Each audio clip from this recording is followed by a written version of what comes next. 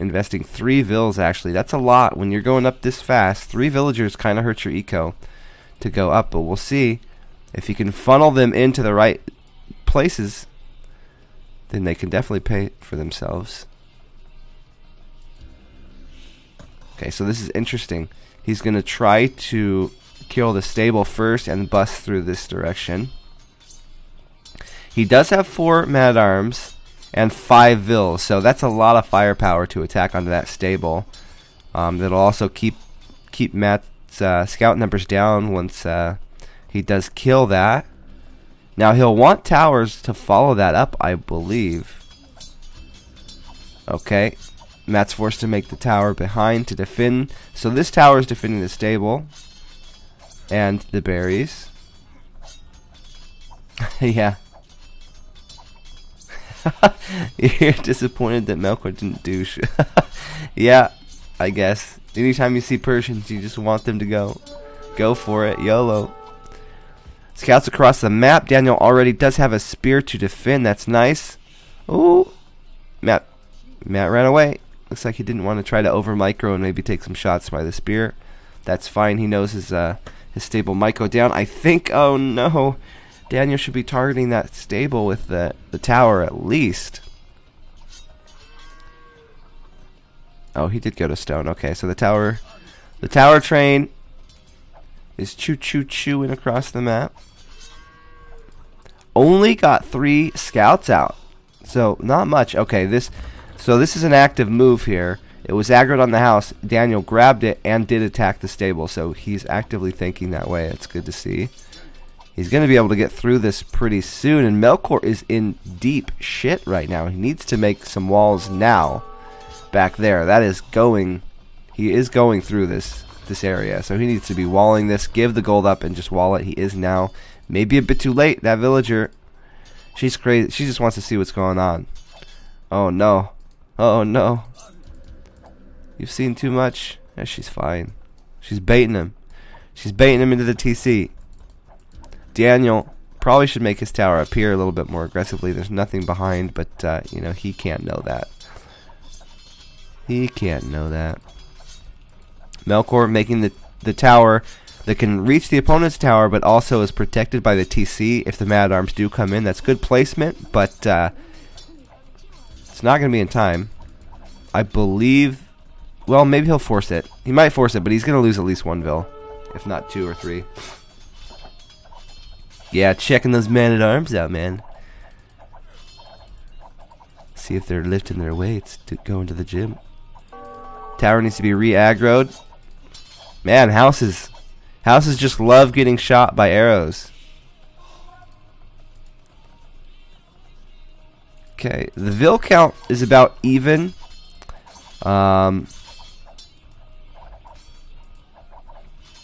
So the vill count's even, but Daniel has had 5 villagers idle the whole time since Dark Age running across the map. So he's got to get some payoff here, or else he'll be behind. Towers, though, are so efficient. You make 1 tower and it's worth, you know, just so much resources in army. So it's sick. It's sick how strong towers are. Pretty good. So this tower will go down here.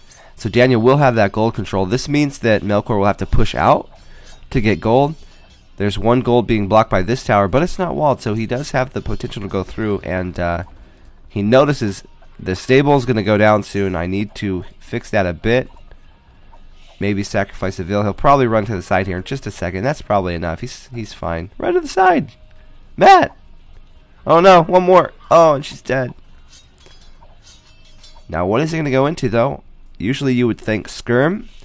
The problem here is when you're pressed against a mesosiv and you're forced into heavy skirm play, that's when you really get into problems, because they can go eagles. They could go eagles in Castle Age, and it's like worse than going skirms against like somebody who's going to go knights, because they have eagles throughout feudal, and then as soon as they get to the next stage, they can upgrade them. So it's just like bad. He does keep the stable alive, though, so this lets him make more scouts, and I think that's what he needs. He needs more scouts for mobility, but then he needs to pair it with skirms as well. Good food eco. I'd like to see a range drop. Just enough skirms to kill spearmen and then have them defend against archers if they do come. Daniel going, okay. I guess these two just wanted their own gold mine. There's the eagles I was talking about. So yeah, he was thinking that Melkor might be forced into skirm. Oh, look at this. Double stable, no skirm. Interesting choice here. I wonder, maybe he's just assuming that Daniel won't be making archers. Because if you made only scouts, you don't have bloodlines or any upgrades. If you made only scouts, and the guy went into heavy archer play, he could probably defend the gold mines at this point. So this is kind of a gamble, I feel. Unless he's going to up. No. I feel like it's a gamble. But it's going to pay off. Daniel is going into eagles. So this could work. Matt, once he gets a good group of scouts out, he'll try to bust out the front, take this tower down. Daniel's not walling it. I think he probably should. He knows that he's secured 3 gold, so he doesn't need to do any more damage. All of this stuff is nice, but he doesn't need to do it.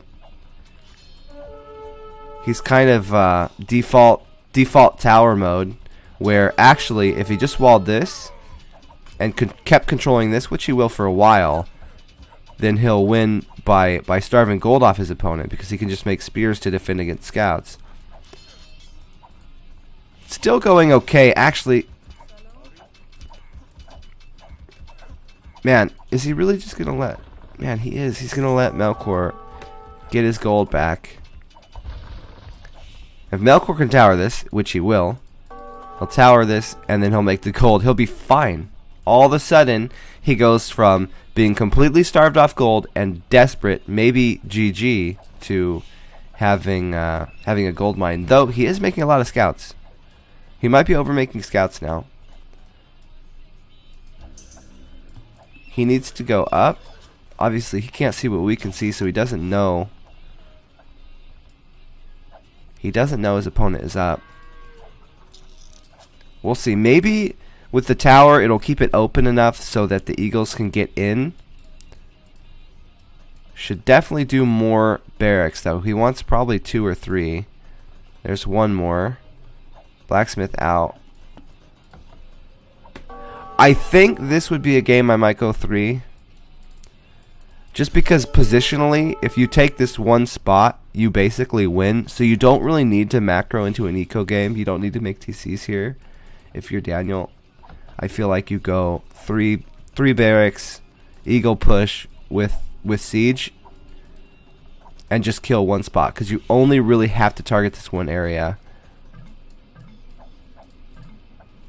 And it's open. You have towers, so you know you can keep it open. We'll see, though. Melkor now going up. Using the market a bit.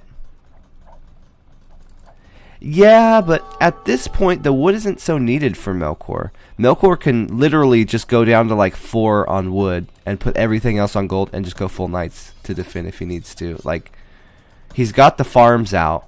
So, yeah, it would hurt his ability to expand in macro TCs, but it wouldn't kill him. Where if you go for the gold here, you could kill him, because you could stop his knight production and then slowly take the woods anyways. A lot of towers going down. Melkor knows I'm later to the next stage. I need something to defend. I think even maybe making a palisade gate wall here would have been worth it for him instead of the towers. The only thing that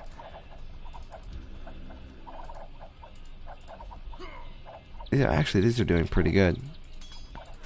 Scouts coming out. The scouts are actually pretty beefy. They do have bloodlines +1. Fletching coming out for Daniel. This is to help his towers. So, in a second here, Melkor's going to be up, and they're going to be on almost even footing on Vils. Melkor slightly ahead, but also had less idle time with not having Vils walking across the map. So, Melkor should be ahead in the eco. Daniel not going to go for the all-in style of targeting that gold. Going to go for the TCs. make towers around the map. So we'll see if he does get himself an edge here with the Vills. No, no, no. Tato Tower is your base, not his own base. You've got this all wrong. So the problem with going only 2 barracks here for me is that you don't have enough Eagles number to get like a big group of Eagles and bust in and take the gold away when you need to. So like you got some light raiding, couple Vills die, but you don't completely take him off gold, which means it turns into like a standard game. Uh-oh, Daniel! Oh, no. So it turns it into a standard game, but I mean, it's not bad. He does have full vision control with the towers. He was up first, so he got his TCs out first, so he can macro into a normal game perfectly fine. I think, though, usually if I see a win condition that I could get to, like, early, I try and take it. So if I feel my opponent's weak in some area, I try to go for it.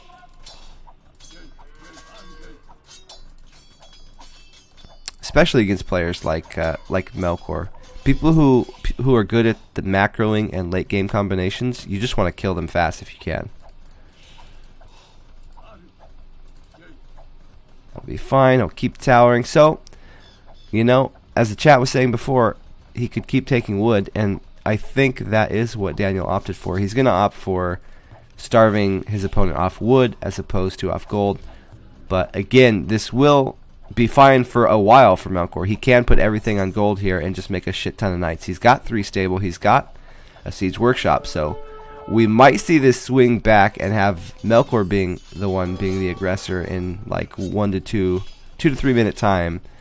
I think you'll see a big ball of knights and they'll be pushing across the map. Lots of towers. Tower. Still 2 TC. I like the addition of the monastery. He knows 100% he's going to be against heavy knight play. He's almost forcing Melkor into 3 stable knight. So he's got a Tinville lead. That's good for him. Oh, he's going to go forward for a castle. I don't know if he can do it. This could be... we could have a real dicey fight. This could be the game fight here. I'd like to see him get Pikeman upgrade before he does this. Well, he only has 3 pikes though. I just don't know if it's enough. I mean, I like what he's trying to do here. If he loses this push though, he's probably dead. Well, you know what? Actually, on second thought, he is 10 Vills up, so he could lose all 10 of these Vills and be even. So maybe this will force a fight, take Melkor's numbers down. Melkor's not going for like 3... He's not trying to keep all 3 stables consistently working. He also doesn't have blacksmith upgrades, so this actually might work for Daniel. Looks like Melkor was thinking of taking a similar route, putting a castle down and then macroing out of that. Oh my god, disaster for Melkor here. The pikeman upgrade did come in, and they killed the knights pretty easily here. Man, I think if Melkor did go in GG, I think if Melkor did go into the 3 stable and like fully committed to it, he would have fought this attack off.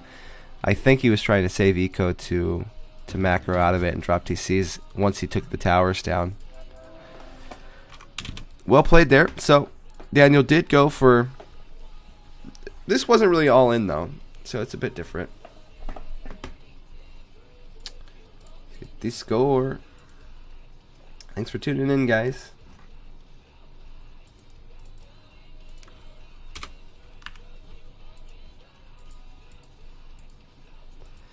One each.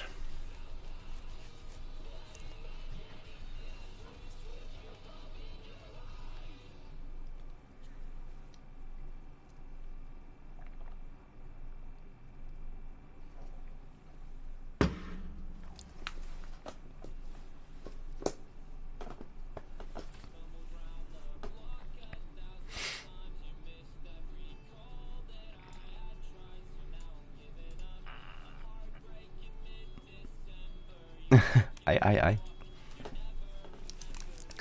We all have a little mim in us.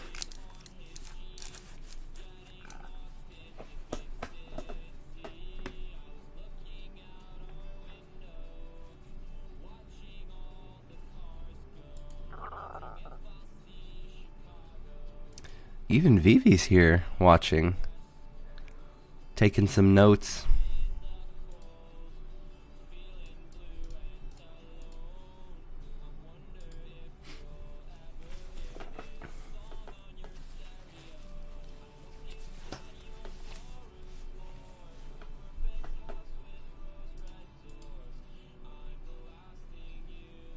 As I say that, he leaves. Of course.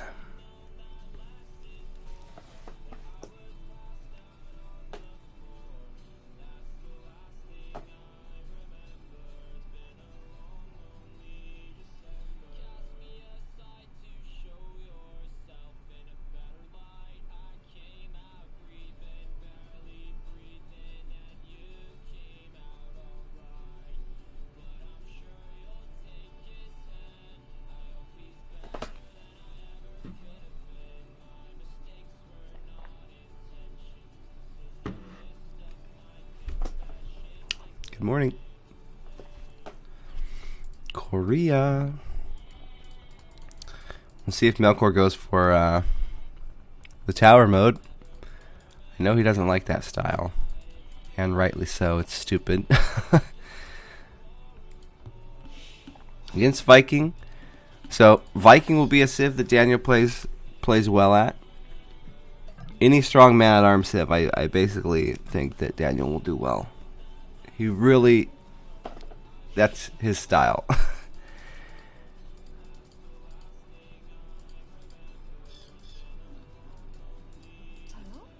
We'll see though, if Melkor can go like super fast towers, maybe he can make something happen, though the Korean Trush isn't what it used to be. Especially when the opponent already is going to have man-at-arms out. Wonder if he'll go for that, or if he'll just play like standard.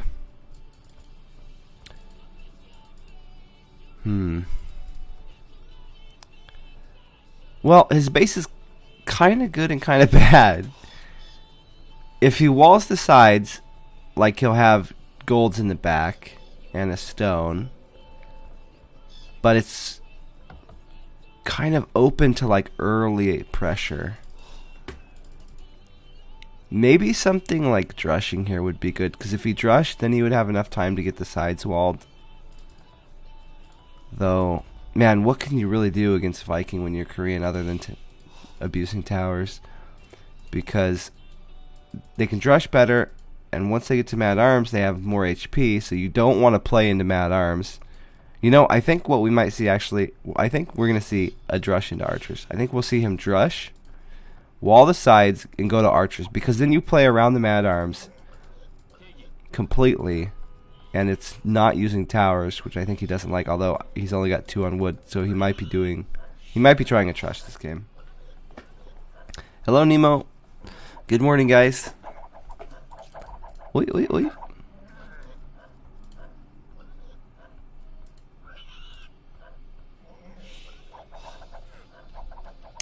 Melkor, scouting very early. Nice guy. Fair play mode engaged, sending those sheep back. So you're seeing both of what you're seeing is because of the civs here. You're seeing the Korean scouting kind of early. He's looking to see, if I go for a tower rush, how well is it going to work. So he's scouting around Daniel's map, and Daniel is walling really early because he knows if I'm getting like a real trush, it's going to come around 8 minutes or something, super early, earlier than I can counter tower. So he needs to have a wall in between him and those villas, so he's already walling. This is all because of a civ. This is not normal stuff. This is civ dependent. 2 on wood. I think this means, I really think that means we're going to see a trush. Maybe we'll see super fast scouts again, but that would just be like YOLO as shit. Let's see what he does.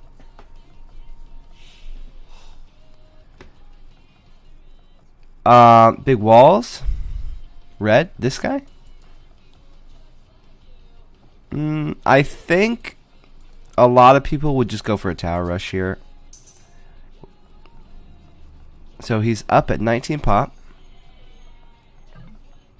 We'll see if he sends Vills forward or if he goes to wood. Yeah, he's going to go forward. So he's going to go 19 pop forward with the Vills and tower his opponent. He's also going to look for some stone. So looks like 6 Vills will go forward. And he'll probably put 2 or 3 on stone here in just a minute. Daniel's looking around. He's going to hover this stone. Watch. I bet you we see him go back to the stone. Yeah, he knows. He knows what the threat is. So smart play by both of them. I do agree with the tower play. I mean, if you're not going to go Drush, it's really your only option. If you're not going to play Drush Archer. But Koreans are just so bad. They need to just rework Koreans and like give them some kind of eco bonus or something else. Like, don't force a Civ to play towers every game. It's so stupid. Daniel will be going standard Mad Arms. Interesting approach here by Melkor. Daniel, his Mad Arms are probably going to go forward. Hey. They're probably going to go forward, and this sneaky dog, look at this. Oh my god, he's going to make 2 towers. This is great. Oh my god. Oh my god. Oh my god. Oh, the pain. Oh no. What? Daniel sniffs it out. He knows. Oh, he was going to stone. Oh wow. Maybe he was thinking about sending some Vills forward himself. He actually clicked to the stone. That's weird. Well, gate. No, he's just going to go for the tower. Yeah, so he'll have to back off. Almost. That was really cool. He almost got them both. If they both went up, oh my god, disaster.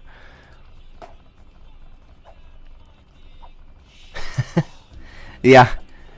Korean trash units created faster. Maybe. That could be interesting.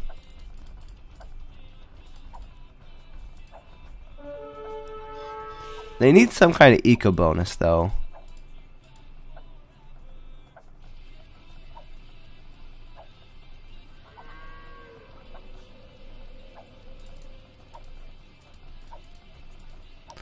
Right to the stone. Okay, so that's really good for Melkor, that there's stone over there. That would mean that he doesn't have to use as much at home, but he's already on it. Oh no, he's not noticing. Oh, Danielson. Okay. That's actually not that bad because he does have the other stone. But, so this tower rush will be stopped for now. Really good. I wonder if Daniel house scouted or something behind because he noticed it before the tower went up. So either it was just lucky going for stone there, or he house scouted. Probably a house scout. You get really paranoid when you're against Korean.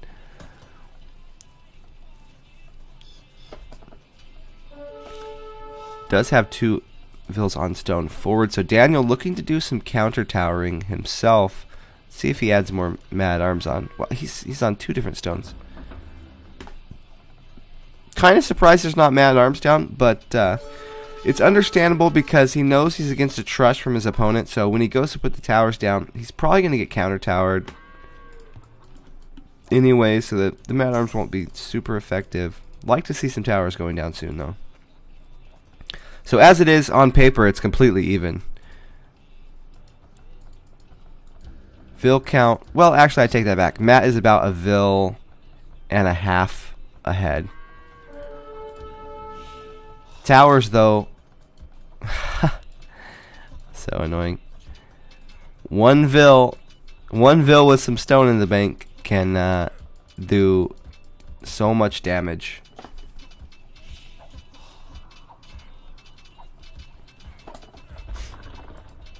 Blue's got a stone in the middle, and he's also got red stone. Oh, dude, Melkor trying to stone gate him in. That would have been sick.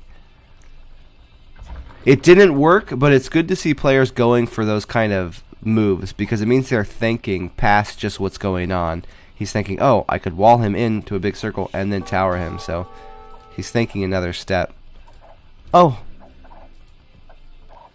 So this may benefit Daniel here, actually. He has enough to bash the tower down and also put 5 in his own tower, where Melkor does not. So Melkor will have to probably back up and tower back there. He's going to try to pick this one vill off. Notice that she was low on HP, or he. Pick the one vill. It's a good move. He will lose that tower and be pushed back. Daniel now doing some counter damage. I like that he sent villagers across the map to get some counter damage in. Oh, it's well,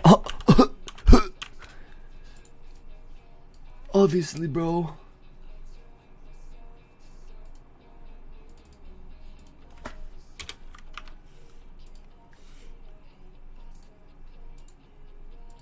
Such a mouthy broad.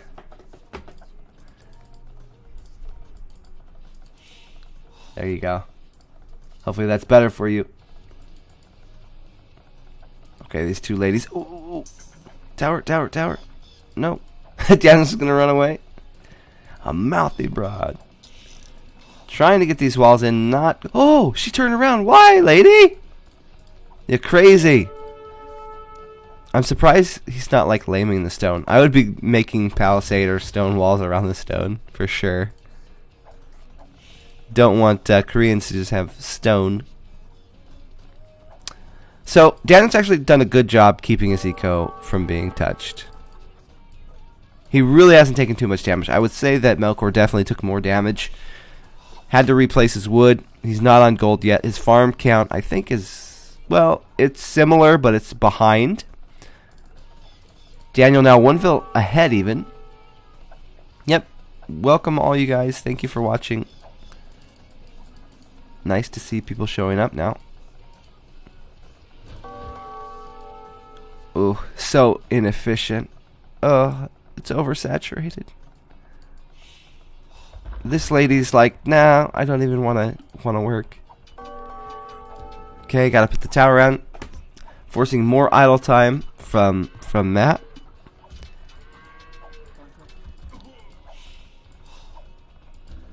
Well, he does stop that though, so that's fine. He won't lose his stone, so now he's probably feeling pretty safe with Daniel. Towers everywhere, oh my god. See, the problem with this style, playing this style against Daniel, is he loves tower style, where Melkor doesn't. So this is probably becoming frustrating for Melkor, and Daniel's just loving it. He's like, oh great, I can just make only towers, this is so fun.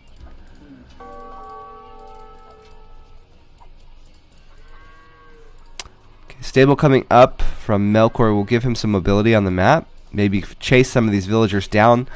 The Daniel's only got really small amounts of vills, so having these guys out will do a lot for him. Not only vill warring. And we could see this tower get stopped even. This would actually, if Melkor can kill all of this, really good micro there by him. Drawing them out with the scout. Keeping that one scout running. As soon as he notices which scout's being attacked, he runs it back. Oh, it's so close. I think he will stop that, and that will give him a villager lead. If he kills these two vills. Oh no. Oh no. Ugh, so sick to see that. I don't know what those two vills are doing. Oh, I see. Daniel found a good spot for a tower. So now we're seeing the effect of the better trades here. Daniel up to Castle Age. Melkor about halfway there with the resources, but he did go scout, so that set him a little bit behind, and he was a little bit later to his farms as well. So Both of those things combined will make him up a bit later, though maybe he can pick a couple of vills with the scouts, which would be really nice for him. He does have a vill lead now. That's due to Daniel going up. So it's going to be crossbow. Daniel's actually got pretty good eco. A lot of food. He can make farms pretty... Not farms. TCs. He can make TCs and keep them running once he does get up. Oh, nice! Beautiful play. I love to see stuff like that. So that means that Melkor, when he comes in, he's clicking all of the vills around him to see who's injured and target those down. Now he's attacking the vills that are the farthest away from the spear, run away, and then he'll run back in, probably towards the gold, because you want to get some distance and then go back in. Nice micro from him. Gonna drop a second lumber probably. Oh my god, sneaky tower, man. Stupid tower hoe. Ooh, I like this. So he's going to make a stable back here. This will make it so that he can bring knights forward. And he'll need knights. If he doesn't win with the crossbow, Melkor will get up and his first reaction will probably be siege if he sees crossbow out. So he sees a lot of archers, so I think the first reaction will be siege workshop, and then that will be countered by a few knights. So Daniel's not only thinking a unit to kill, to do damage to my opponent, but then he's thinking, what can counter this unit? I need something after that. So then he's going to have knights to counter the counter to this. Really nice. It's a lot of towers coming out though, so his crossbow probably won't get any damage. I'd be surprised if they killed more than one vill. The knights will be able to run side to side, dodge some arrows. Yeah, I'm in PA right now, so it is cold. It's snowed. Well, it's been snowing. I don't think it's snowing right now, but yesterday and last night it snowed. It's not like horribly cold yet, though. I think we're a little below where the like super frozen temperatures are. Yeah, well, I mean, that's especially with Korean. At least with Koreans, you don't really have another option because you have no eco bonuses, whatsoever. You don't have bloodlines, so it's just like a horrible civ. So I don't mind it in that game. But yeah, I mean, towers need to be nerfed. This is a lot of games do this. The weaker civ just starts towering because it's the most efficient way to get damage. So we just see them both running around with vills, and you just have vills quick walling and making towers and being sneaky. Not really the most fun games to play, at least for me. I know that some players disagree. I'm sure Vivi and Daniel might disagree. They like running around making towers, but that's just not, I don't know, it doesn't do it for me. I need to see units and micro and macro, not just watch a vill build stuff. But anyways, for this game, it's understandable. Kind of forced into it with Korean for both of them. 3 TC, okay. So he's not going to go for like full all-in. He's going to go macro his eco at home, make just enough units to do damage. Actually, he was able to get +2 armor and a 3 TC, so really good eco management for Daniel. See, this is the problem with tower games for me, is that I have bad eco management when I have to make a bunch of towers because I'm so not used to adding that into my kit. But Daniel, he's able to do, you know, knights, TCs, and boom out of it, where my eco would be shattered. Like, it would be kind of like Melkor's maybe, where like you're up slower and then you can't really make TCs. Got one there. So the castle will keep him safe. His farms, his gold are safe now, and actually it'll take care of that forward stable, which is nice.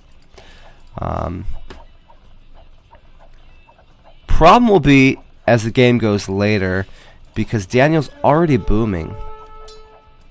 So he's Viking, who have a good boom anyways, and then he's already got the 3 TCs out. This is like to see another lumber camp, man.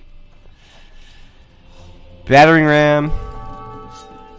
Gonna get a monk, so the monks will heal his knights and also convert. Oh, such good damage. Oh my god, I looked away thinking that there wouldn't be as much damage, but my god. That's gonna be a 20 vill lead for Daniel, and now he's got 2 extra TCs to produce vills out of, so that lead's only gonna get bigger. Melkor making one knight. I like that to defend his towers. Oi. Those archers didn't do much. So now, when you're this far behind in eco, the pressure's on you to be the one doing damage. At this point, Daniel can just sit back and boom. Doesn't need to kill his opponent. He's already beating his opponent through eco. We'll see if Melkor goes for something crazy here. I think he should feel like he needs to pull the trigger, and he needs to go forward, do something. Either start towering his opponent again, or make siege. I don't really know. I don't know what option is really good for him for an all-in. Daniel has a good combo here, crossbow and knights and monks, even having the siege out. So I don't really see a win condition here for Matt anymore. The score is pretty close, so I don't think he'll just be leaving the game here, but I think once he sees multiple TCs and a boom, he might know how far behind he is, but it's hard, obviously, for him to tell that. He does see the TCs now, so he knows he's against 3 TC boom Vikings. Oh, good convert, and I love it. So usually when you're clicking your opponent's units, you're looking for the low HP ones to target with your army. But when you're having a monk, it's the opposite. You want to get the full HP ones. So I like the micro there. Got the full HP war wagon. Has those moving out. So Daniel now far ahead in this game. He's got double the population count of his opponent. He's gonna slow the game down. You see he's not even pressuring anymore. I like that he knew how far ahead he was.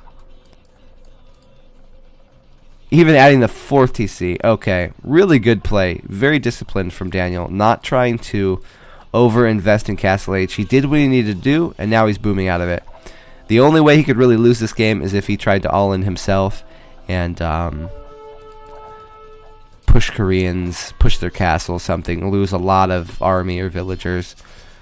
But booming, defending his eco is exactly what he needs to do to win. He's got a huge villager lead now. Needs to protect that other side. He is going for this stone. Matt now going forward with villagers. I think he does realize that he has to be the one being the aggressor. He has to go all in.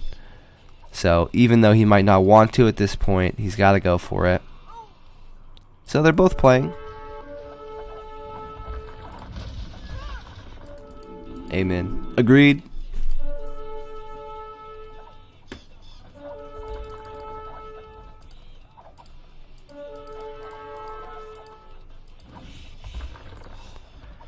Not sure how towers is good for weak civs. Well, because towers cost the same for everybody.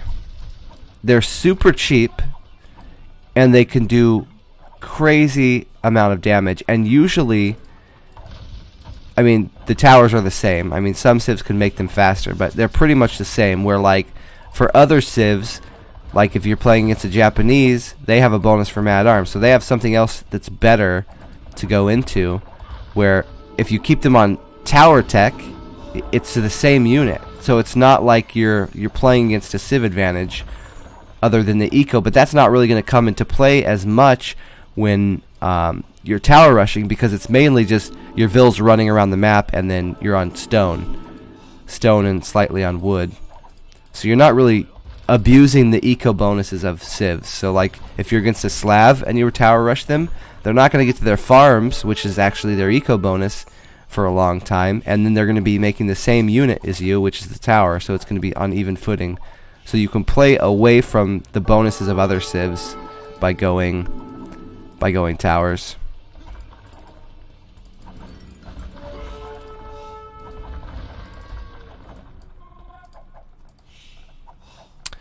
Wow, Daniel's boom is just getting crazy. He's now got more villagers than Melkor has population by almost double. Problem here is that his military count is falling behind, so he does still have to defend. Melkor, though, has to kill 50 villagers to even up. I like the monks.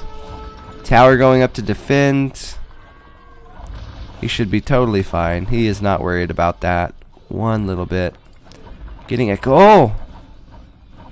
Well, the throw may be started. This is not good. He's going to lose all of these villagers, and now... So this is the thing I was saying.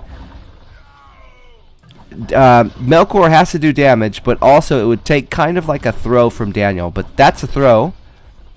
It's still not... He's got to throw even more. He needs to throw a couple more balls across the field here. He's still over 20 vills in the lead. So Melkor needs to do continued non-stop damage to villagers.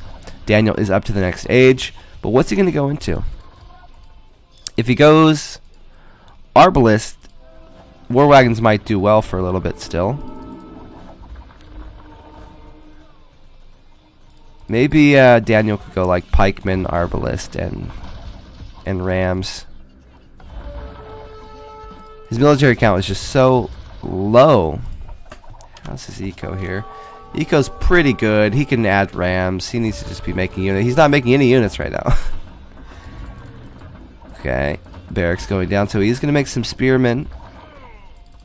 Man, he's really feeling the pressure here. You could tell because his macro is slipping a lot. He's not even making units. No archers anyway. More towers coming up for him. Melkor coming across with the vills. Dude, are we seeing a massive comeback here? Holy shit. It went from more than double population to almost the same. I cannot believe that Daniel didn't make more defense here. He just kind of thought that the monks would be enough, but Melkor's done a good job to target them. This is really good. And now 1, 2, 3. 3 TCs from Melkor pumping. This is the closest their villager count has been all game since Dark Age, since Feudal. Okay, Daniel is pushing this back, but at what cost? Let's see. Only got about 6 vil lead now, and at one point he had over like a 50 vil lead. So hats off to Melkor here, getting the damage in. Bit of a throw from Daniel. Bit of a weak defense, but you know, Melkor knew his win condition is full aggression. When you get super far behind, you have to go fully aggressive on your opponent, because otherwise they'll just boom out of it.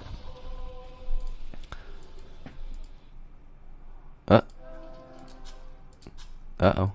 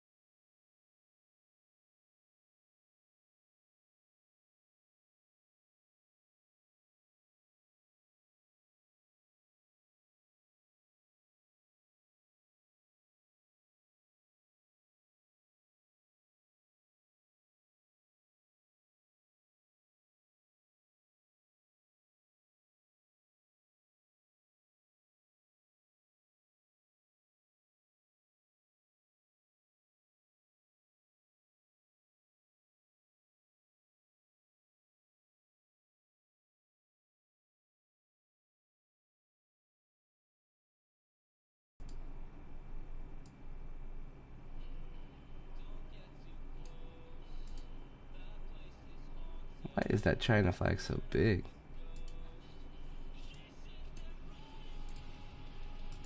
Oh, better.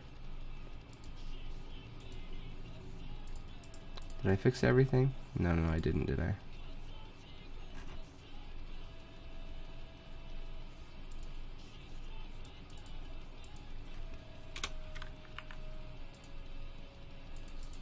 I don't really need the game number or best of when it's just random ladder games.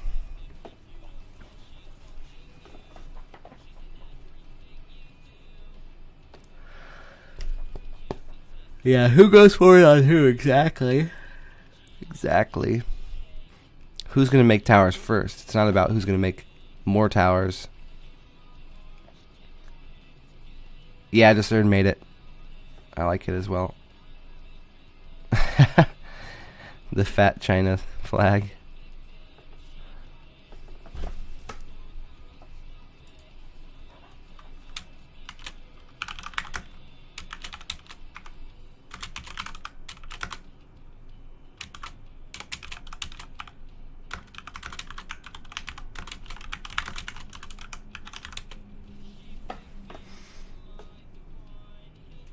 Hey, Tony.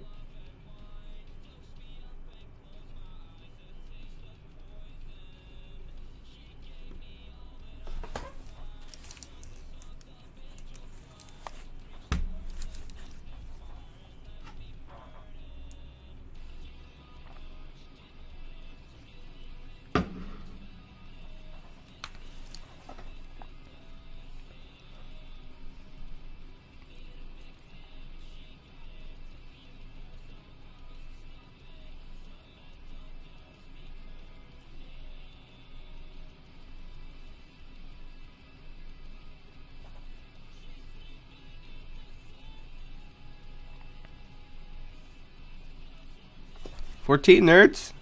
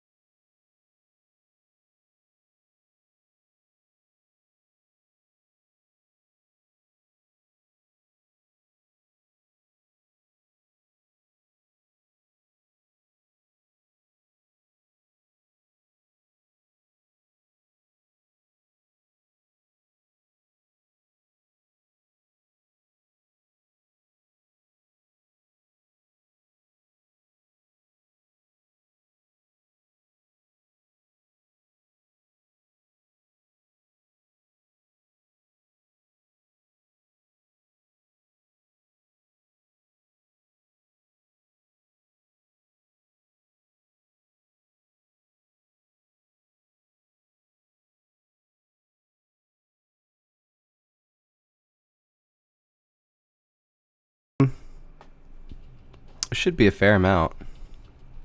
I think it depends on how many subs you have.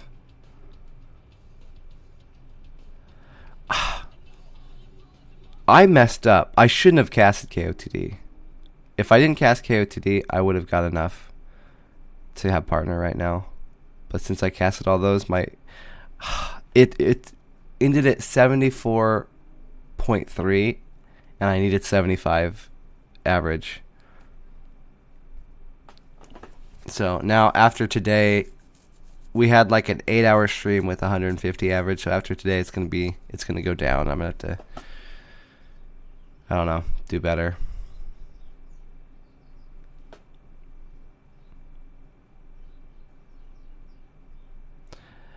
I think it'll be fine though. I just have to get back in the rhythm. Back streaming in the morning because we had the big break, and then I got sick right when I got back. So we'll get back into it.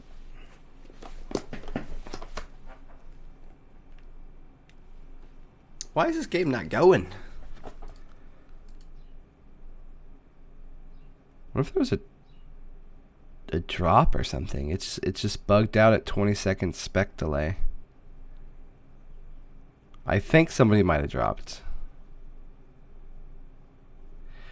Well, it's funny you say that because hosts actually hurt me because it doesn't calculate hosts. Like my average viewer is higher than that normally, but to get partnered, you can't be hosted or rated, or there's some other things too that you can't have. So it's like none of that stuff helps you. And actually, it kind of hurts because if they host me and some of those viewers would have came to my channel, then I don't get credit for those. So in terms of just the getting partnered, you don't want to get hosted.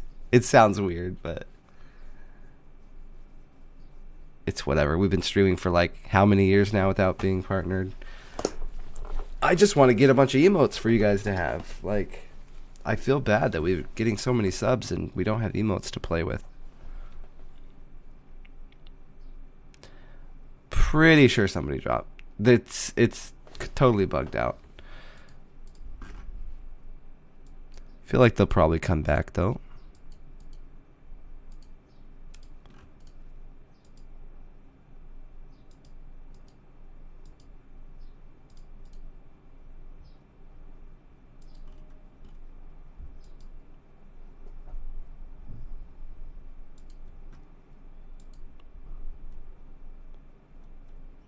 There is a game, a China game, that we could jump into maybe. I think Daniel dropped.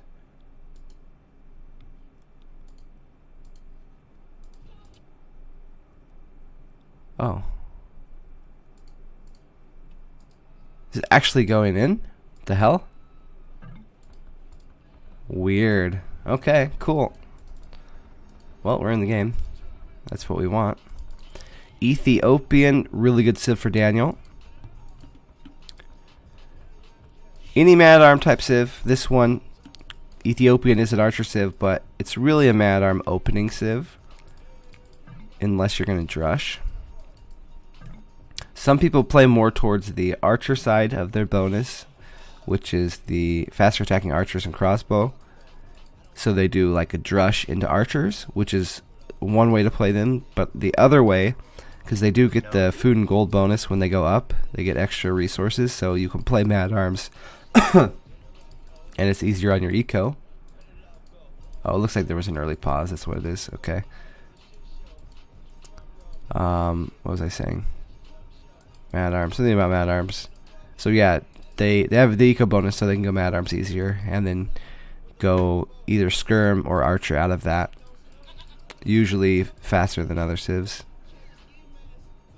But for Vivi, having Teuton, I mean, he likes mad arms and towers too, so you might see him go mad arms and then have towers where he can put more vills inside of.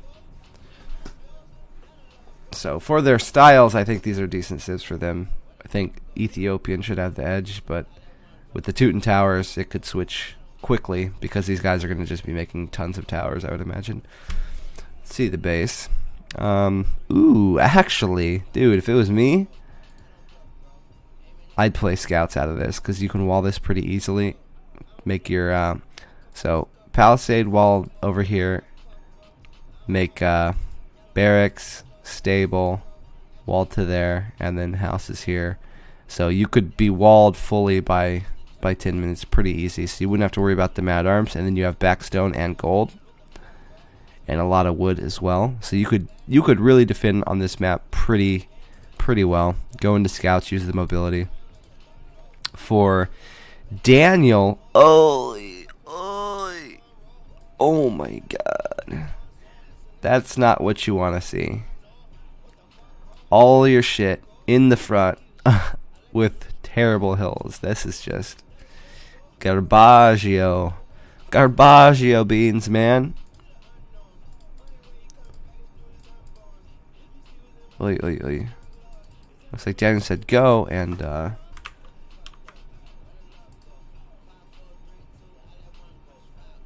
they're still in.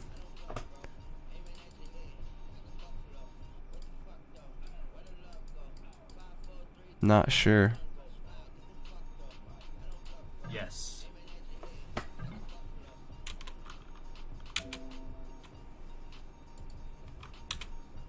What is happening?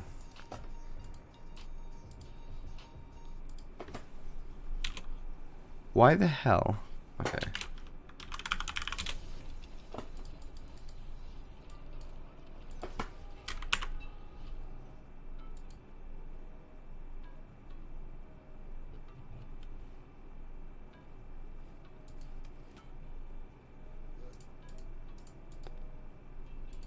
Like tripping out.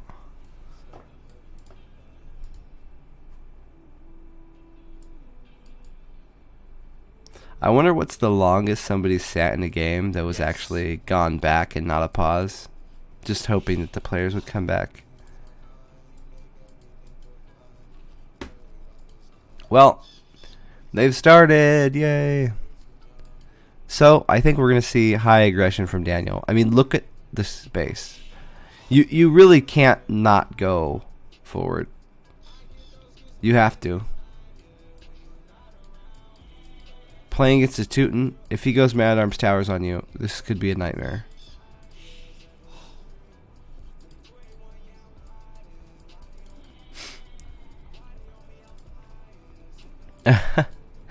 Yeah, a lost sign. Everything's L's actually. This is backwards L.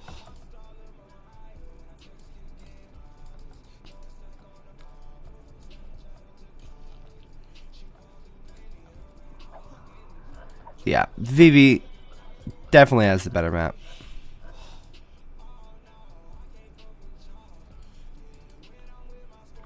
So we'll see. I think this would make me play the Mad Arm style of Ethiopian and not do the Drush Archer style. If VV was Ethiopian, then he could do it, so he could Drush wall this way, same way, but then go into Archers. Do.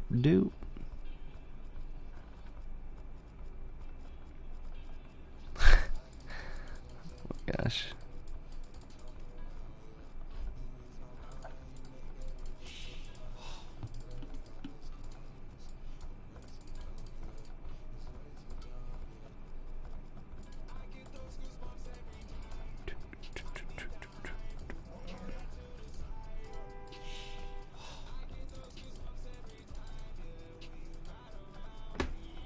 Okay, just kind of waiting to see what they're gonna do.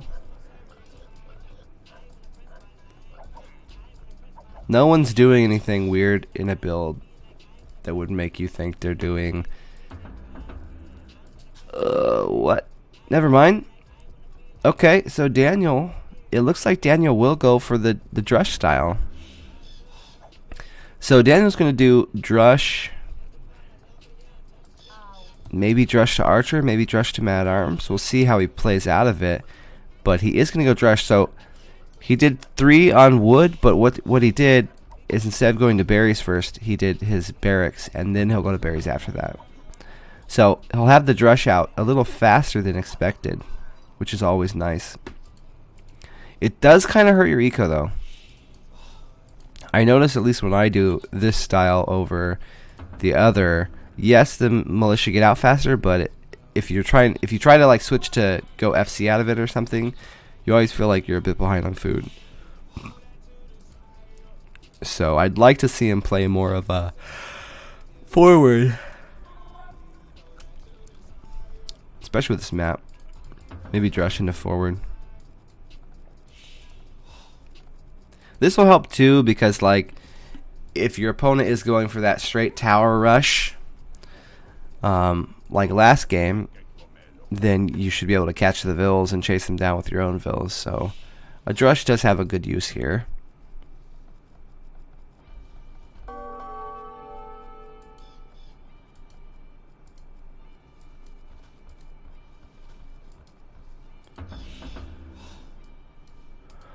Only two.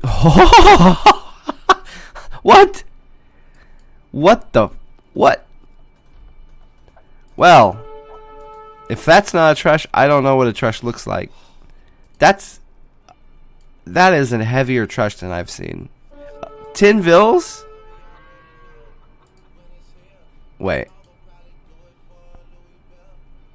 Yeah, 10 vills. What the shit? Is he just gonna... He's just gonna have the villas attack the TC? YOLO. Well... Did he... Let's see. I want to see if he noticed how shit... Yeah, he probably saw how shit this base was and was like, okay, all he has to do is take the stones and then he can walk towers around the map. I think he's just like, fuck it. I'll just win this off some bullshit. Oh, he should palisade wall him in real quick first. I thought he was going to palisade gate in a line there. How glorious would that have been? Yeah, eco's a lie. Well, all it is that towers are overpowered.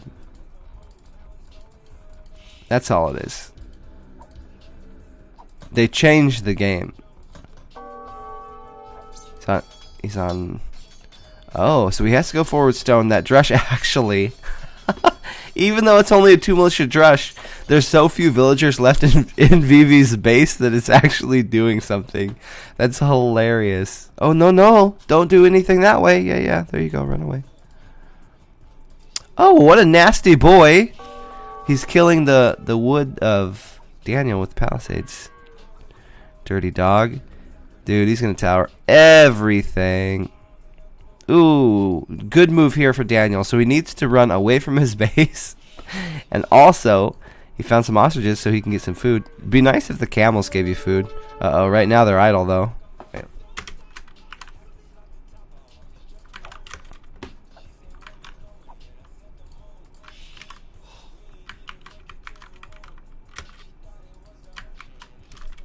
Why is my...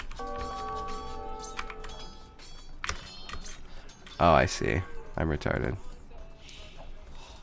I'm trying to hotkey vills that aren't on the players. Tower. Tower, tower, tower. Tower, tower, tower. Tower, tower, tower. Tower, tower, tower.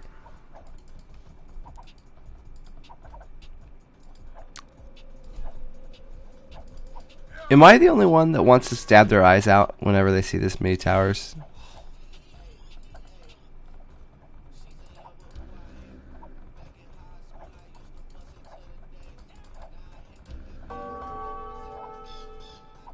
I mean, where's... Daniel's not on stone, so really he's got one tower to defend. He had to do it here. He needs the farms. Thought maybe he could save the berries. He's not going to be able to. I mean... Luckily, this is out of range, but Vivi will probably get fletching at some point. Oh, crazy ladies. Yeah, already stabbed my eyes out. Exactly.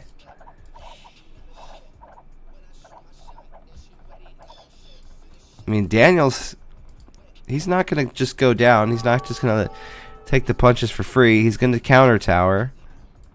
Counter tower tower. Counter tower tower. Counter tower tower. Okay, I'll stop. I'll stop. I don't know. This kills my spirit. These games are so stupid to watch.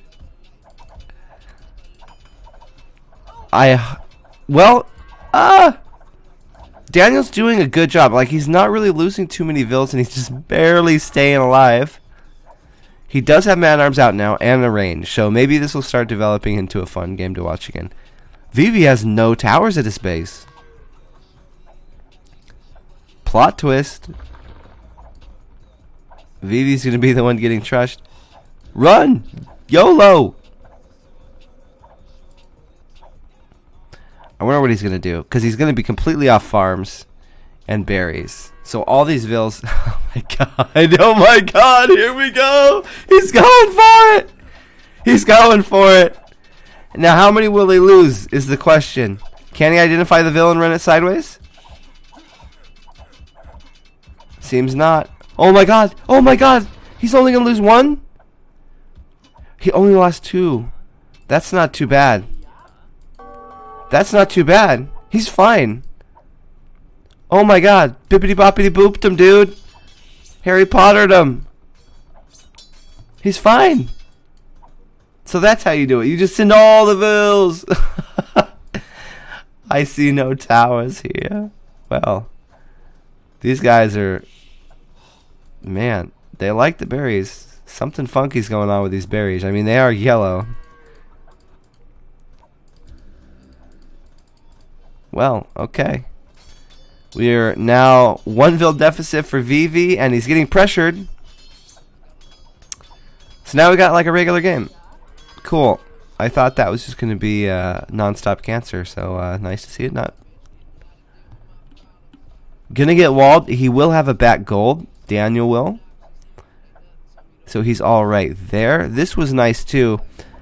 Vivi actually had to make an extra tower and not stop that wood early. This really hurt his push because he did that really early. Like, Daniel should have been off wood, but he wasn't by just like maybe one tile. 2, 6. It's like 6.5 or something for diagonal. So just barely.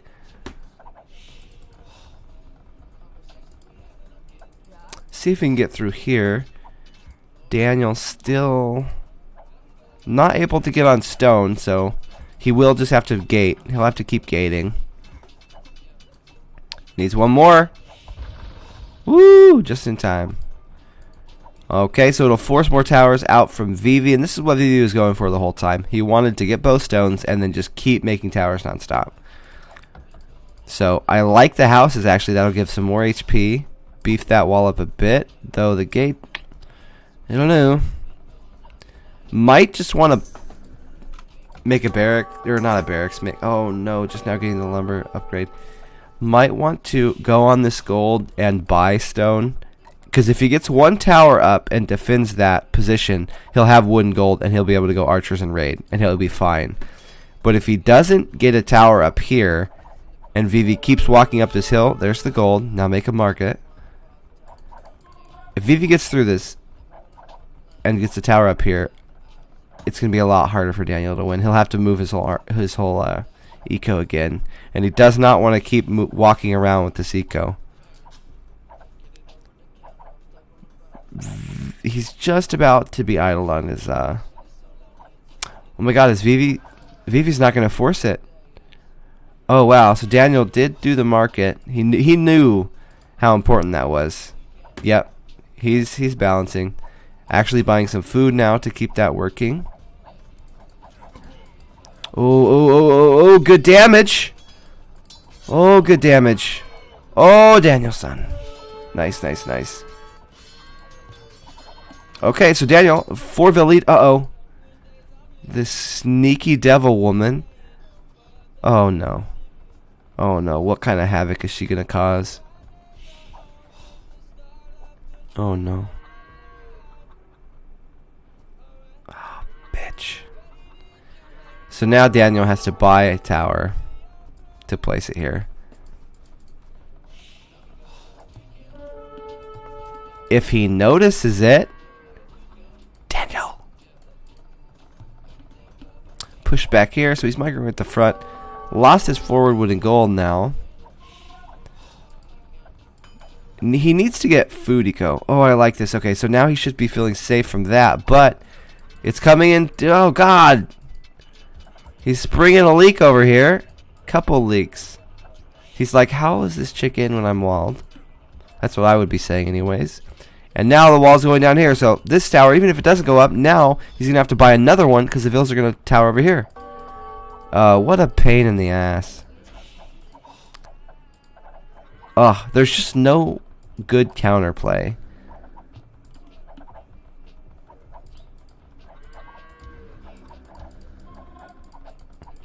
Because now you're just stuck. You can't get rid of the tower. Maybe towers should do more damage to each other. Although maybe that could be counterproductive as well. I think you should wall that. Wall that and attack the tower. Yeah, he's going to do it now. Good. So he will trap those 3 vills in. So this is good for Daniel, actually. He's going to kill 4 villagers. He's got his farm eco up, so now pretty soon he won't have to idle his TC anymore. But it's okay to idle a little bit right now. Really? She's going to wall herself in and then kill the tower. About a 4 vill lead, about to be a 5 vill lead for Daniel. He also has archers now. A lot of vills forward. Let's see how the eco is for Vivi. So Vivi rebalancing. I wonder if he'll mark. Yeah, so he's gonna buy his way up. I guess he'll go knight. My guess would be knight. Still chasing that villager. So much idle time caused by one villager making a tower. Vivi clinging to this position here on the hill, going to make even more towers. He wants to keep his opponent's base open now. He wants to go up and go knight, so he wants to keep Daniel's map open. He doesn't want him to be able to wall up or anything.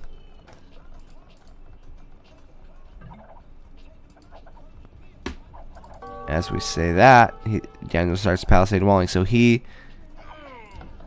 Wait, what died? What died? Oh. Archers, I guess. Did I? I didn't even notice it. It must be subconscious.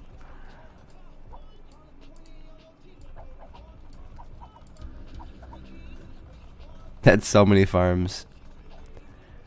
So Daniel will have the better eco if he can survive this, but he's not up yet. Look at the walls, though. He knows the next threat is knights. These guys are good players, man. They know steps ahead, even when they're playing in the dark. Now he sees it. He knows for sure. It's confirmed it's going to be knights. He suspected it already. You could tell by the way he walled like that. That was a wall to deal with the melee unit.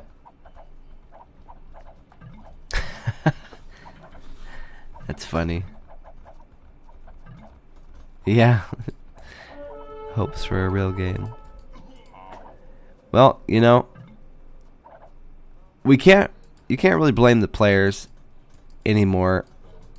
You have to blame the people balancing the game.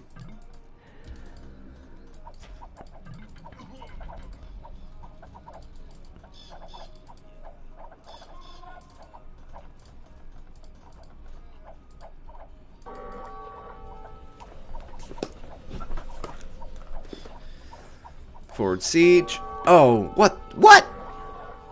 He's gonna TC? Disrespect, man. Yeah. We might see guard towers. I mean, guard towers with ballistics right now, Daniel would never get this position back. Because all you do is make a siege, and then you have Mangonels to kill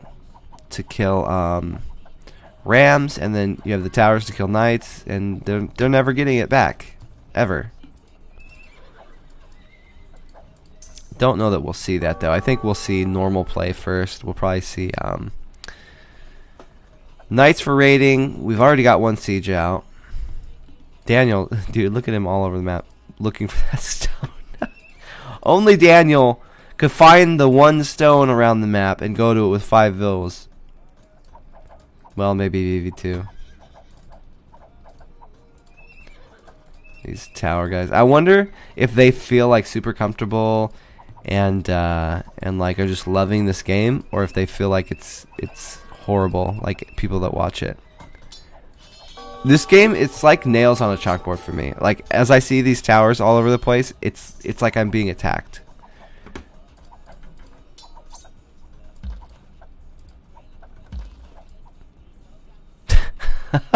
I love all these abandoned things around the map for Daniel. Oh, the chaos, man. So, the knights are a big problem. They're going to keep Daniel in his base for a little bit. And then Vivi's Vivi's probably going to go a forward siege. I'm surprised he made one at home. Maybe he was worried about that, but no, he's actually going to make TCs around. It's really weird. It's like he's going aggressive, like forward, but he's actually just doing 3 TC macroing off two stables. But it feels super aggressive. I don't know. Maybe because he's doing it in the middle of the effing map.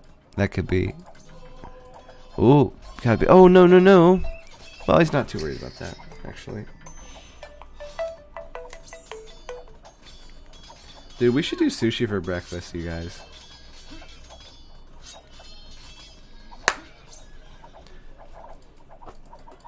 Actually, I have to wait until they do the 50% off, so I have to wait till like 11.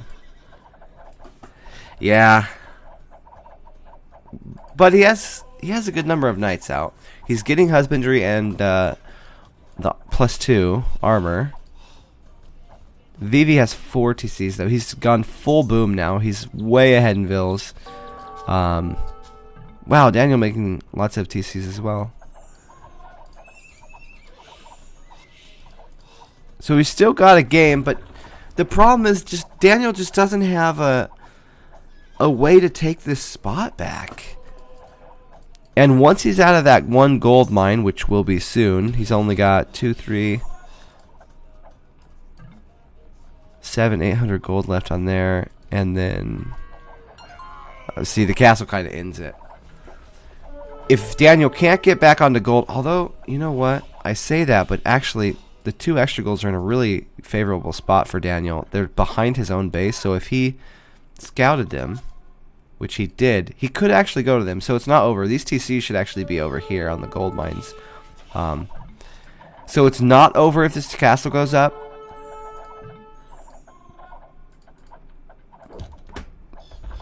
If those gold mines were by Vivi's base, it might be over if that castle goes up. Good raiding by Daniel. Actually, that's going to even the vill count up. Nice. So that puts him back in the game on paper, vill count wise, but positional wise he's still so far behind if this castle goes up, though he's doing a really good job defending. This ram, it looks like the ram tanked a lot of arrow fire here. Oh my god, is he doing it?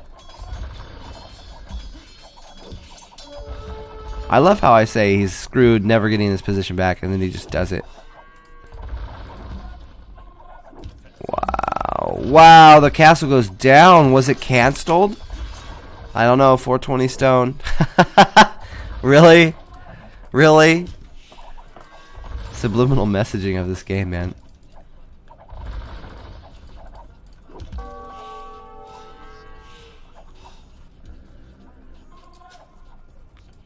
Well, vill count is dead even, but Vivi is about to lose a lot here. The position was most of what was getting him this game, and now if he goes down to vills and the position, I think Daniel's done it. He's swung this game back into his favor. Holy shit. Holy shit. Well done, Daniel. Dang, Daniel. More vills. Okay. Vivi will not be bullied. He will not be pushed around. Those are his stone mines, damn it. He's gonna lose all of this shit. Dude, Vivi's throwing so hard. I love it. Justice. Justice. Oh my god. I'm loving what I'm seeing. Yes, just The Walking Dead, dude. Bill's streaming around the map everywhere. Friggin' Vivi, dude.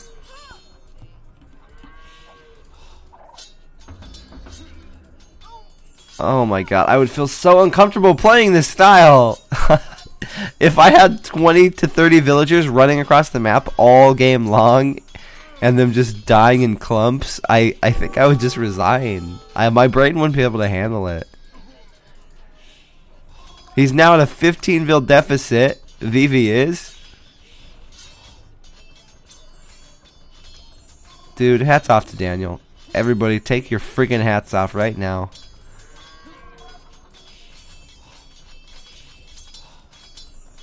Three barracks, so he'll go into pikemen.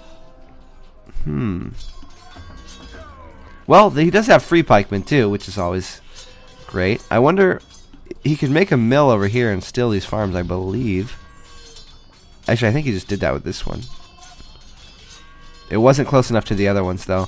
If you make a mill right next to your enemy's farm, sometimes they'll trade. They'll like Wololo them or something.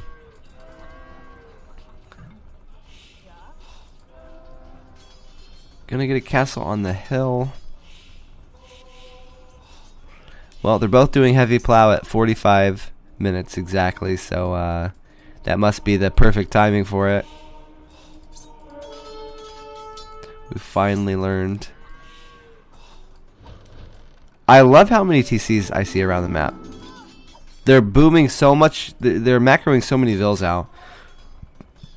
And they really have to playing this style because they're just throwing them away like garbage.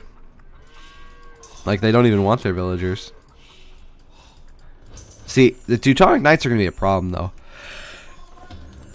They're going to be really good at killing the pikemen, and then aren't they even more resistant to monks than just the regular Teutonic units? Castle going up. Okay, this is great for Daniel. Castle going up here. Secure him finally his 2 gold mines and 1 stone that's left over, and give him enough time to maybe get imp or switch back into crossbow. Crossbow will do well though. Oh! Get some good attack rounds. Careful.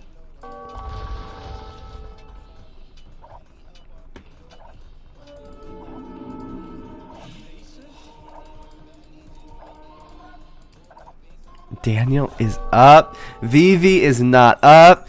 Daniel's going to get to Trebs first.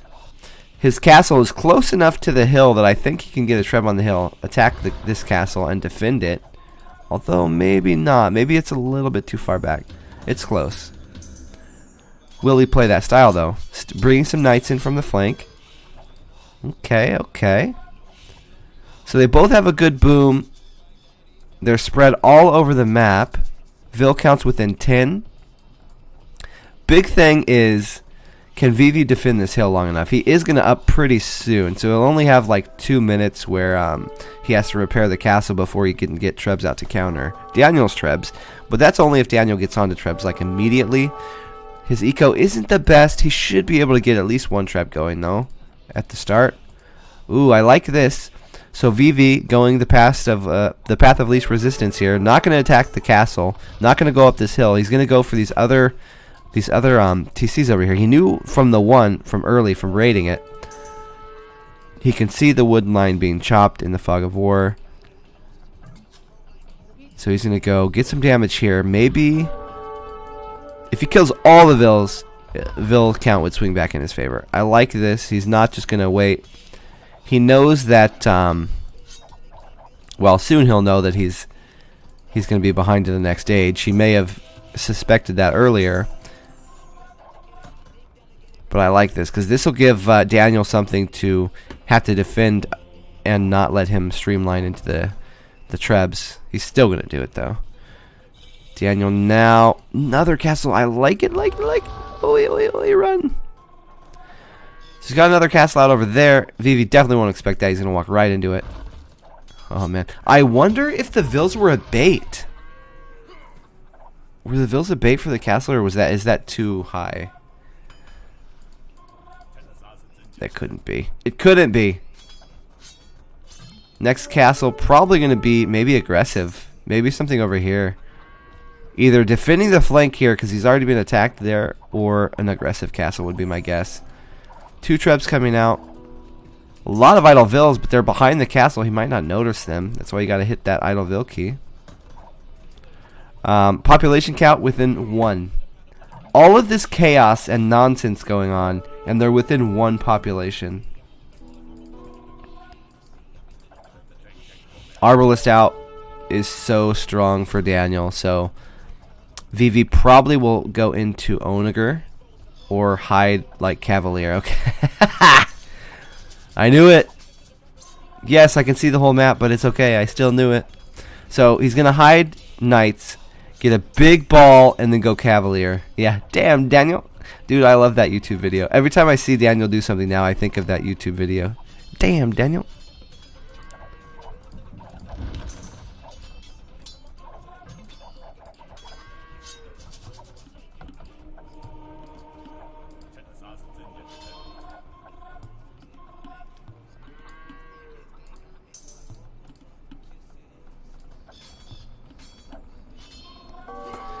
Vill count within 3, military count slightly in the lead of Daniel. But positionally, everybody's kind of evened out. I think that this is going to be a surprise, though. The Cavalier, I don't know that Daniel will be ready for the Cavalier. You can see him kind of transitioning fully into Arbalest and not really going pikeman anymore. He saw that his opponent was going Mangonel heavy and adding Teutonic Knight, so there's not really any reason to make the pikes anymore. So this, where did they go? Oh, where'd they go? It could catch him, although now he knows. Let's see how immediate this is. Now he knows, and immediately onto full pike production. Really good. You always want to check when you're watching Rex. What's the first reaction of a like a pro level player when something bad happens? So you can think, okay, that's what I need to be doing. So immediately reaction into pikemen, and now stables as well. Stables probably to raid, but halberdier upgrade and lots of pikemen coming out. Oh, we're getting a pretty good viewer count. We are watching some pretty crazy games here. Thanks for tuning in, guys. This game started out slow and cancerous, but it developed into a beautiful thing. Usually it doesn't. Halb's out. Now there's the guard towers. There's the guard towers for Tony. Although it's Daniel doing it. Daniel loves going. What? What? What? Did I miss a GG call? What? What just happened? Why is the game over right now? Did Vivi quit? Maybe Vivi saw a Halb and it spooked him and he just resigned. What? What? What? Did Vivi resign with 170 population? Dude, is he doing some like chess master stuff? And he's just calculated 50 moves ahead and knew as soon as the Halbs were out he's dead? Vivi caved, guys. He did. Daniel won again. Daniel's playing pretty good this morning. He took probably 2 games off Melkor. One is going to be restored. But, yeah. Beating Melkor and Vivi in a row. Daniel is on fire tonight. Let's get the score fixed. Okay. Hopefully they have some civs that aren't like full Trush. Full Trush is just so unfun to watch. The Man-Arm Tower Rush, that can be exciting because it is really aggressive and keeps the map open. But when somebody just goes full 11 forward rush, it's kind of meh. Wait, let me switch game.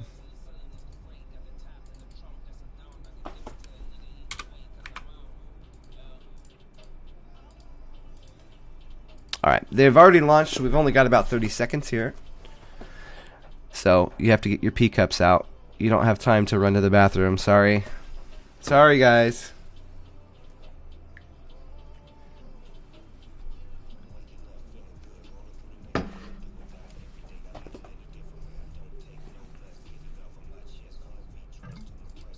Persian against Turk. Okay, so kind of cool.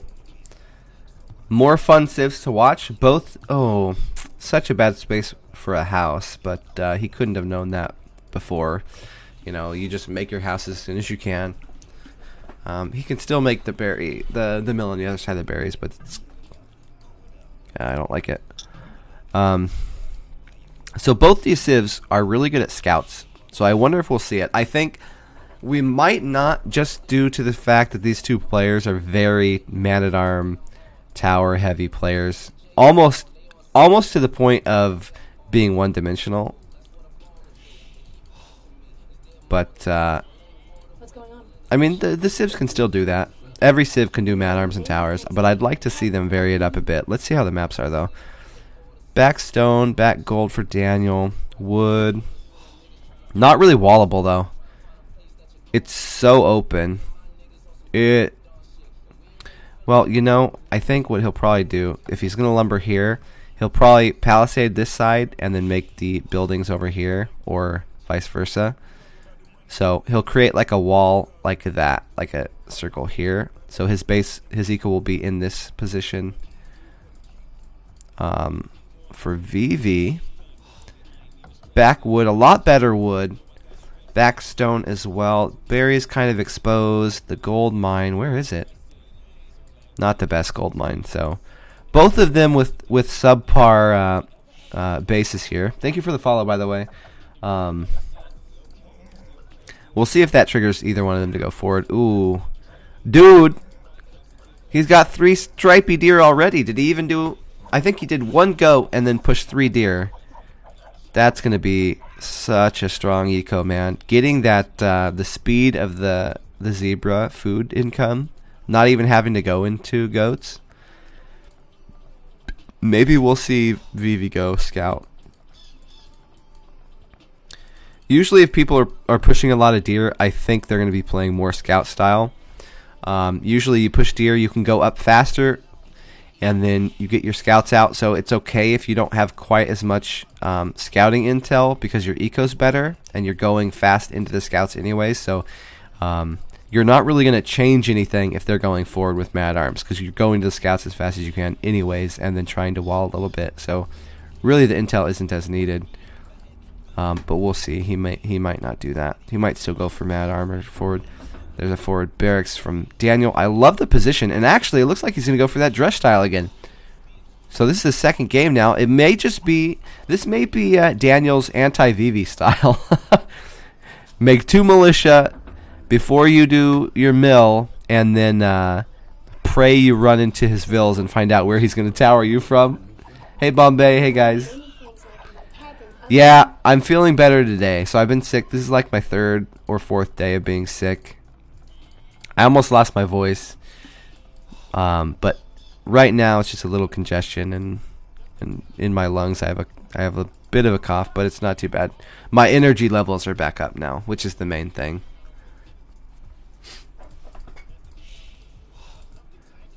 Barracks forward. Like the position. So you see top level games, they're always making their barracks, their buildings in really nice positions. They're usually making a wall off or getting vision of a weak spot. So this is the first spot that's probably going to be attacked by the opponent. So he's going to make the buildings in front of that to create a wall off. So he only has to watch it here instead of both. So if he has 1 spear, he can put a spear here instead of needing them on both sides of the berries. And then it gives vision if the opponent comes across to make towers or something. It will be a drush. Daniel's coming right in. I love the walling. Oh no, he doesn't see the hole there, and I really think that the wall should be up here, but oh well. picked one Vil. Actually, there's no loom out for Vivi yet. This is great. So this is the thing about doing the pre-mill drush. It hits you faster than most people would expect. So it is really nice that way, but it does hurt your eco a little bit. Oh, he's going to full wall. Oh, this is weird. Is he going to do a Huang? Oh, what? He's going to use the bat gold. So he's not going to try to wall. Dude, why? He could have just walled to here and walled out like that, and he would have been fine. Although, you know, sometimes this is I give casters shit for this a lot. Thank you so much for the host, Moon. About not understanding why players are doing certain things, and this, I guess, was a timing wall.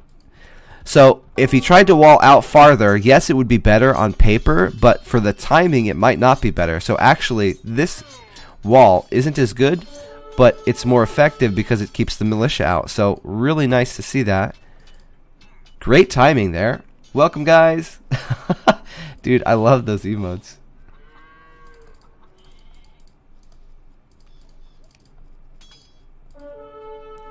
So he's going to take no damage here.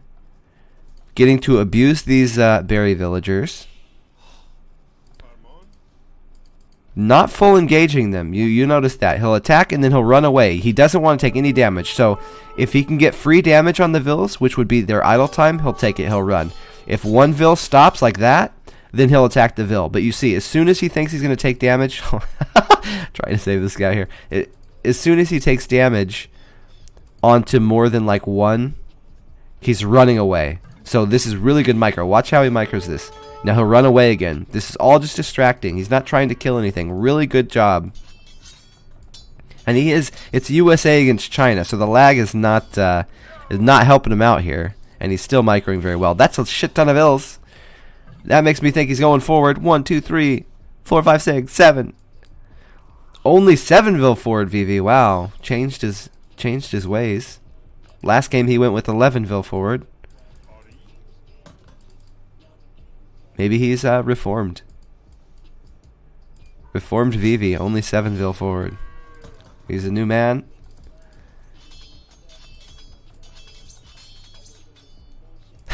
Don't go for it. I like it. I like it. A lot of gates and then a hole. There's probably a piece of wood there. Let's see the timing here. Good timing. So he timed it out where his Vils would get across the map about the same time he's up. He wants to put the tower down right away, as soon as possible. If he can start making it before Daniel can, he'll get in. Nice, nice, nice. Daniel knew this was coming, so there's no reason to play with the Fog of War. Usually you want to build like 2 tiles away from palisade walls, maybe 3. I don't know. I feel like Daniel's getting the best of this, but the tower's going to go up.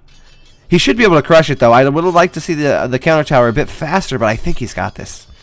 Daniel's going to stop this. Absolutely. Great job, dude. Daniel's reaction to tower games is so clean. He really does a great job of stopping these.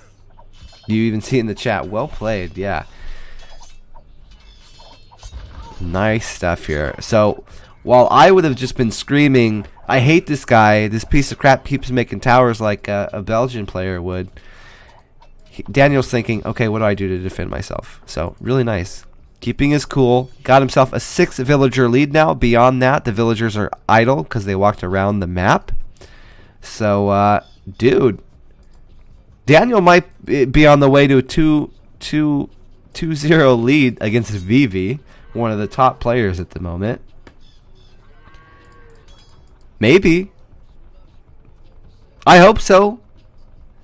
We need something that counters these bullshit tower forwards. Let's do it, baby. Come on, Daniel.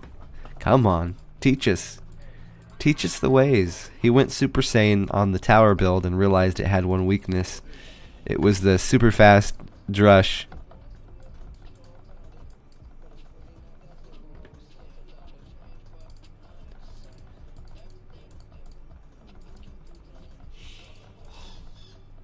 Well, I think Vivi's searching for a way back in. He's got to think of a win condition here. When you lose a lot of villagers, usually it triggers your mind to think, okay, now I have to be more aggressive. I have to go forward. I have to do some sort of all-in if you're behind in the eco. But now his opponent has mad arms, and he just tried his forward, so he might be thinking of doing something completely different. But can it work? When you're 6 villas behind, can it work to just not go aggressive and not do damage? He's going to go a range. Okay, we'll see if he goes aggressive or not. I thought he may go for a stable there and then try to go up to castle, which I think could have been the wrong choice because that would have put him even more villas behind. I wonder. He might go for... I think he's still going to go up, honestly. I don't think he's going to make units. I think he's going to make a blacksmith, and then he's going to go up, maybe crossbow. There's the blacksmith out. So he is going to go up. So this will give Daniel even more time with a higher vill count. Thank you so much for the follow. So he'll have even more time with a higher vill count. Not what you want. But Daniel, dude, I love it. Daniel's not afraid to counter you with towers. If you're not towering Daniel, he's going to be towering you. So the range is out for Vivi. Look at how Daniel plays with Fog of War. You see this? He's 2 tiles away. So he knows he can't be seen. Now he can be seen, but really nice. Double range. I feel like he's going to go CA. Because he's got a shit eco. But if you have enough to put like 9 to 11 on gold and go ranges and then 10 on wood, you can have a perfect balance for 3 range, like a Hun 3 range all in. So as long as you have, 24 vills left, you can still do it, and he does have it, so he's got plenty. He can still do some kind of ranges all in. That would also give him some mobility for raiding. He's against Persians though, so Persians can go. I wonder, does the extra damage affect CA for Persian? I know they attack archers more. I feel like it might. I don't know. Maybe somebody knows in the chat.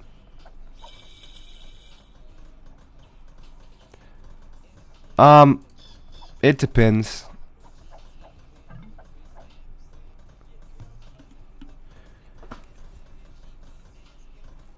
It depends. I know nobody wants to hear that.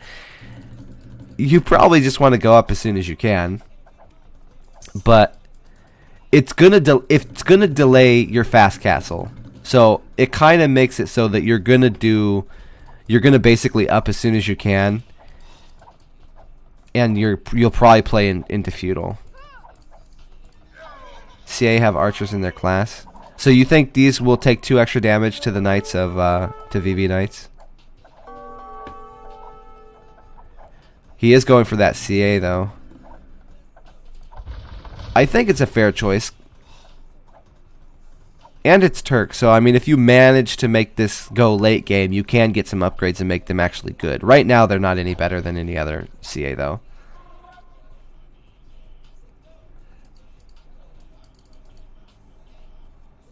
Okay. See, the thing about Belgian is he might just be spreading misinformation so that I think I'm doing more damage than I am when we play. I don't know. He's a wascally wabbit. Okay, so he's got mobility on the map now. The CA choice is paying off here already. 4-vil lead even. No, excuse me. That's reverse. So he's still 4 vils behind.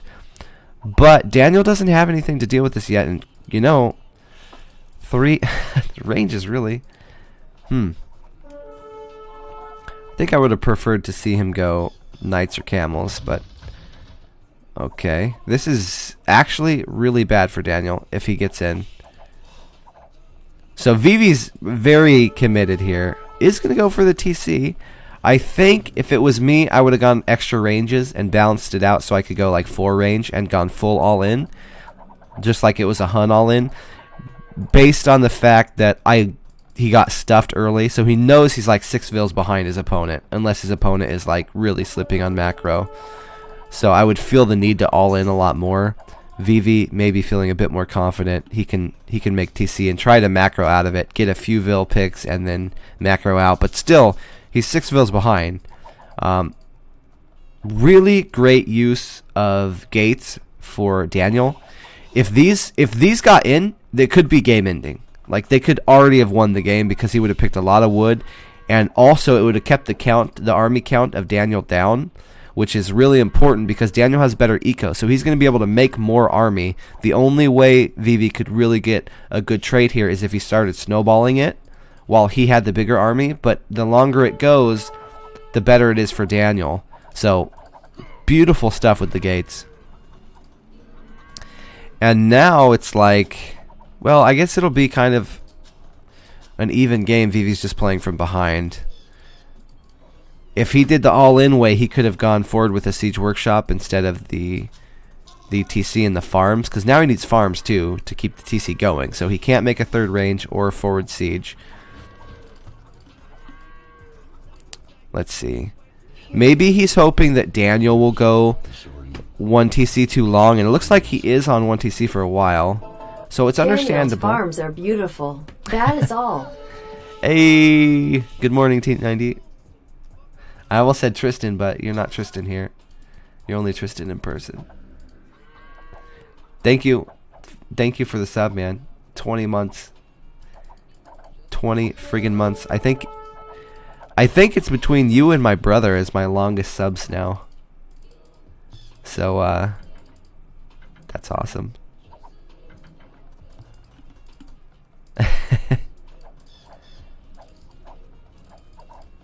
Okay, I'm distracted. What am I talking about now? The game. Market coming up. I'm not sure why the market. He is floating a lot of gold. I guess he's going to rebalance, get another... He's going to get stable. He needs bloodlines. Both going CA. How funny. How funny that we have 2 civs that you would expect to go like camels or knights, and they're both going CA. It was definitely the right choice, though, from Vivi. Getting behind there, he needed something mobile and also range to get through the walls. So, I get it. Seems odd, but it makes sense if you think about it, how the game played out, how we got to this point. Vil count within 3 now, so this is working for Vivi.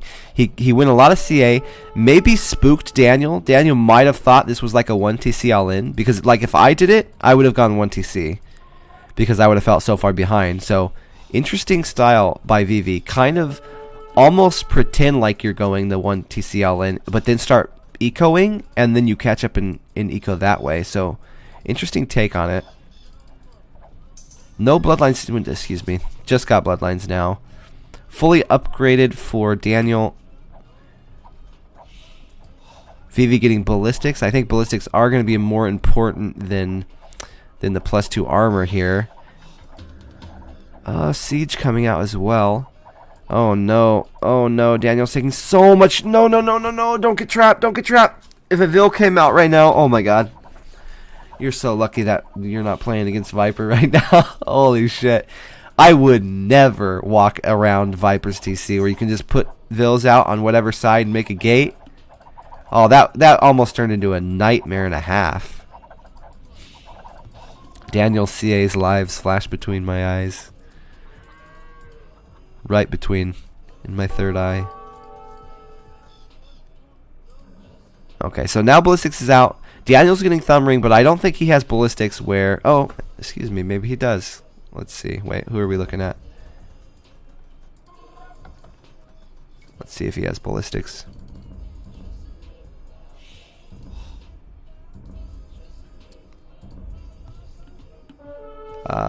He does. Okay, so Daniel's going to have thumb ring and ballistics. So actually, in just a second here, Daniel... Well, actually now, Daniel has fully upgraded Cavalier. So Vivi's slightly behind. I think that might be why he's running. You always click on your opponent's army, so he knows that at least this tech that he can see he's behind. He does have ballistics. Man, this is neck and neck. Daniel is slightly in the lead in both vills and military, but that's expected with him getting that stuffing that tower early. It's still that advantage is still there. Vivi hasn't dealt with it yet. Though, oh my god. Daniel just, like, he knew the army was back there and then he walked away. You can't really do that. So if your opponent is closer to your army and you're near them, you want to go hit them, right? But you can't walk away because they can hit you before you can hit them, and then you're forced to bring your army back, so it's even worse. So it's better to kind of shadow them and then maybe send a smaller force to go raid, but you can't really send your main force in that situation there. Because it gives them the option to either run or attack you, and if they attack you, like we're seeing, you are going to take some damage here. And now, all of a sudden, Vivi has a good Vill lead. So, nice use of his army. Even getting a hill here. So he's going to take a very good trade. And oh my god, patrol sucks, dude. Whoa, what is happening? Oh, don't do it like that. Patrol sideways, you fool. Oh my god. Okay, guys. Oh my, what are we seeing? I do not like that trade. It worked out, but that wasn't that good. I think a lot of these C8 were actually targeting the house. So the house aggro, the problem with patrolling around houses is the houses take aggro from your patrol a lot of times. You can see hundreds of damage from this house, and this one's still going for it. Daniel didn't even finish it off.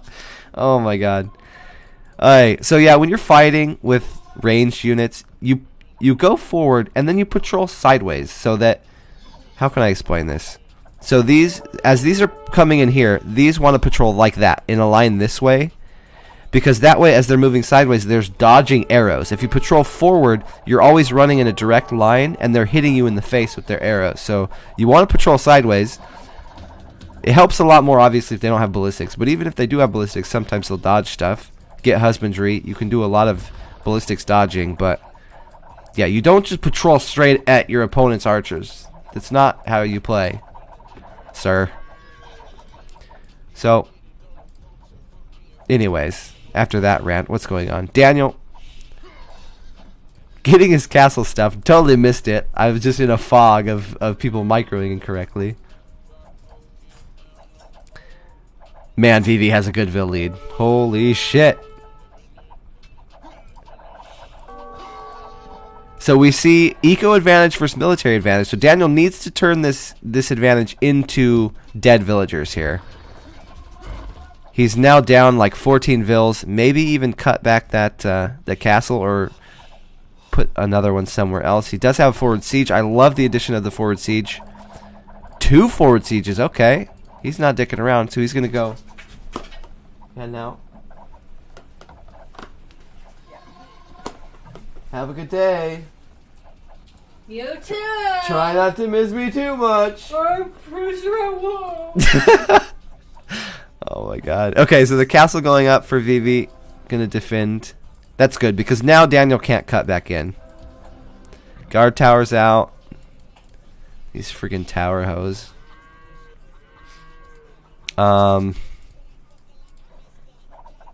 Nice catch here. Might lose some.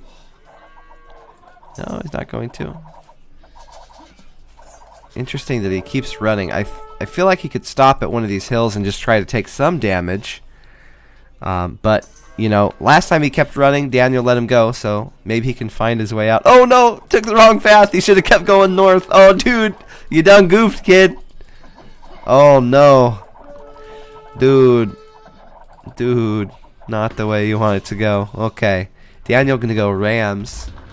Hell yeah, dude. Hell yeah. This is... I love what I'm seeing here. We're gonna see a YOLO castle all in with Rams. Dude, Oh, thank you so much, Daniel, for doing this. What a gift. What a gift. This is really taking me back to the old Hun games, where you never had to go castle if you didn't, or imp if you didn't want to. You could just go all in Castle Age. So the big thing here is going to be the Mangonel from Vivi. Vivi really... What? I grabbed a banana and ran. I'll give them a banana later. Don't worry about it. Oh my god. So, we have a fruit basket in front of the rabbit's cage. We have indoor rabbits. And anytime one of us goes and touches any of the fruit, the rabbits go crazy, but she's on her way out to work. So, she's like, oh, I can't give the rabbits any banana. And they're both like freaking out. So, they're probably going to feel slighted now. And they're going to be mad at her. Yes. So I'll have to give them some banana when I have lunch. Oh, I love all the rams. What was I saying? Oh, so the Mangonel. He needs the Mangonels behind the castle, and it'll hit the rams, and he can defend that way. That's usually the best way to defend against the rams. You can also use the petards. Military count. Double for Daniel, but you almost need more than that. He needs... Oh, good raid. Good raid, and he needs it. He's still 14 vills down, so it seems like great damage, but really, he's still behind. Oh, man. I'd like to see him go defend his rams. That's so much cost. That's so much sunk cost. Oh, my God. This is the... Shame on you, Daniel. Don't let this build fail, man.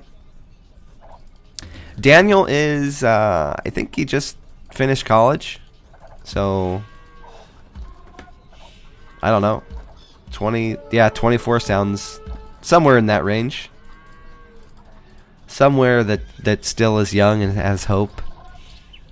Still has a twinkle in their eyes because they haven't been beaten down. He's not over 30. That's what I'm trying to say. That's what I'm getting at. He's League of Ladies. Yeah. Yeah. Thank you for the follows, guys. So, Vivi, you know, he always just seems to have villagers around your base. Gonna castle that gold. Okay. Gonna try and starve Daniel off. That actually... Oh my god. It's so sick. Well, I don't know what's going on over there, but... Vivi has a knack for really starving people off of their resources right when they seem like they want to go for it too. Daniel is just about to run out of gold on his main gold, and he needs to transition over to that other one, and guess what? It's gone. Not an option anymore. Vivi also positioning TCs in the way of the other golds. So Daniel's going to have to find the one on the map. Looks like he hasn't yet. It's in the fog. But he has a good vill lead, so... I mean, he could sell stone. He needs to firstly not take damage from that. But then... No, yeah, actually, he could YOLO this right now. He could go right now. There's no Mangonels. Obviously, he can't see what we can see. So he's kind of torn whether or not to defend himself or to go forward. But this is his moment to go forward. Oh my god, not like that. Not like that. Daniel. Taking damage now. Dude, Vivi is flipping this game.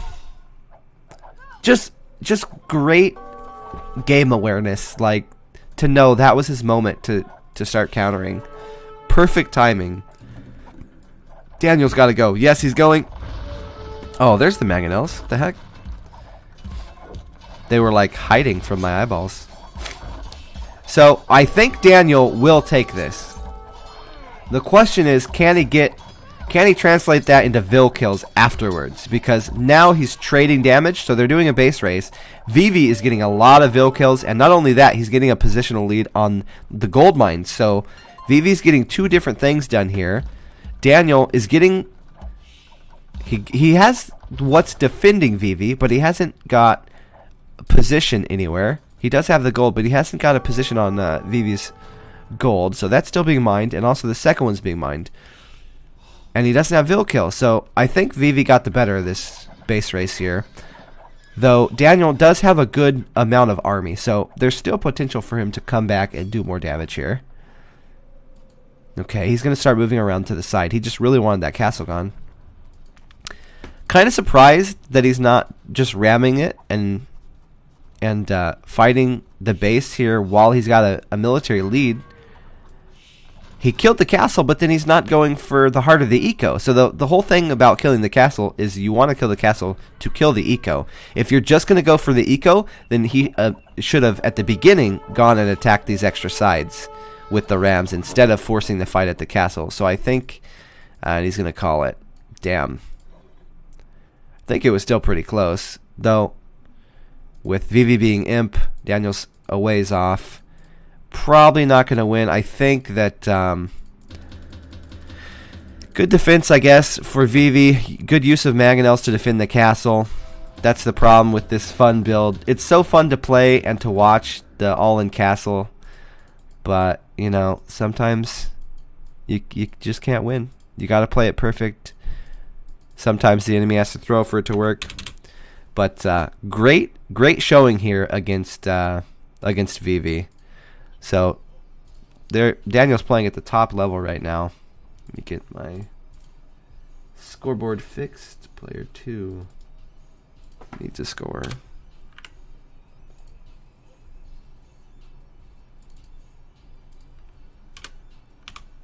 Hopefully they keep playing. Oh no! Oh no. They're done. Let's see if I can switch hosts with this guy. Make him play. I want to keep specking. Thank you so much for watching, guys, for tuning in. We're trying to push for that partnership. I'll look around for some more games.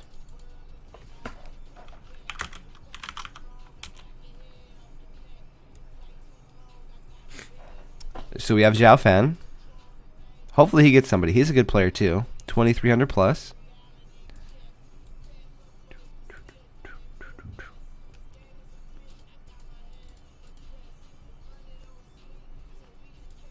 No, he's leaving. I mean, I can cast a show match if people are going to stick around for it. Usually when I cast those other things, though, everybody moves. They just go to like the bigger streams. So I'm hesitant. If you guys want to see the show match and you guys are actually going to stay, you can write in chat and let me know. Otherwise, ooh, here's a good one.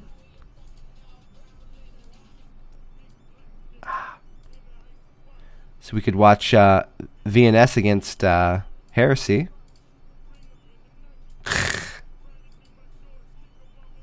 So maybe get a 2v2 here.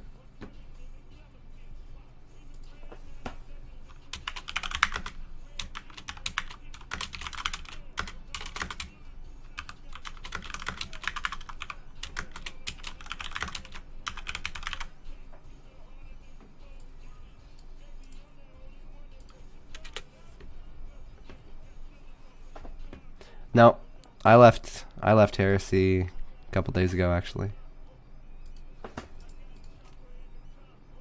Let me switch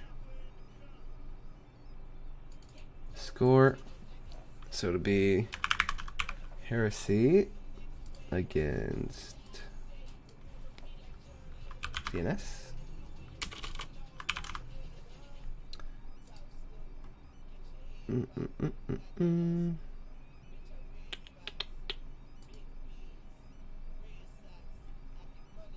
Fixing the flags while they're launching. We have at least a minute here till we start, but this will be cool. A really high level 2v2.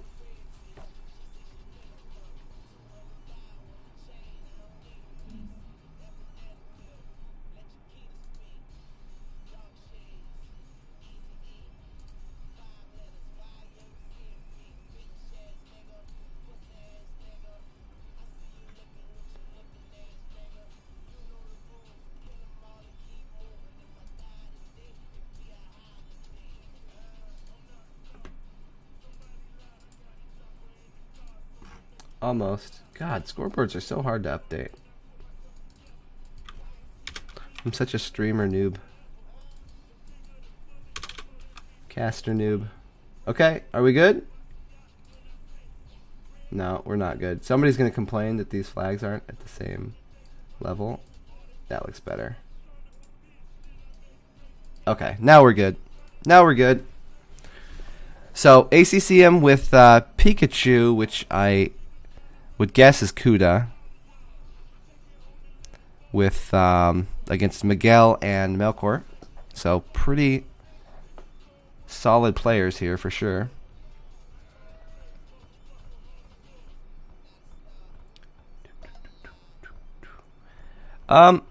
Yeah, I don't know. I don't even know if I should really talk about it.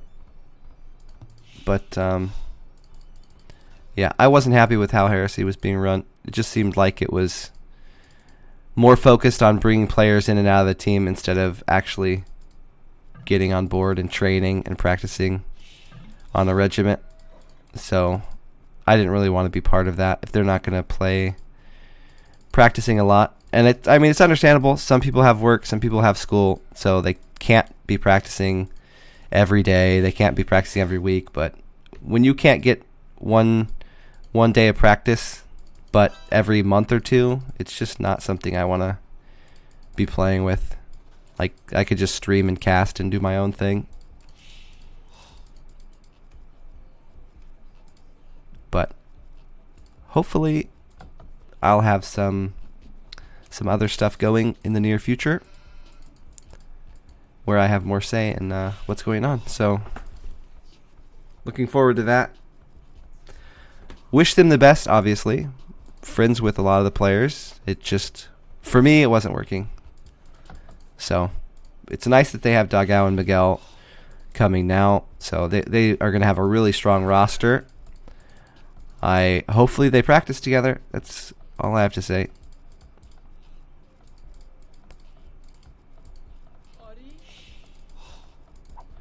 Miguel and Dogao left to BZK to join Heresy.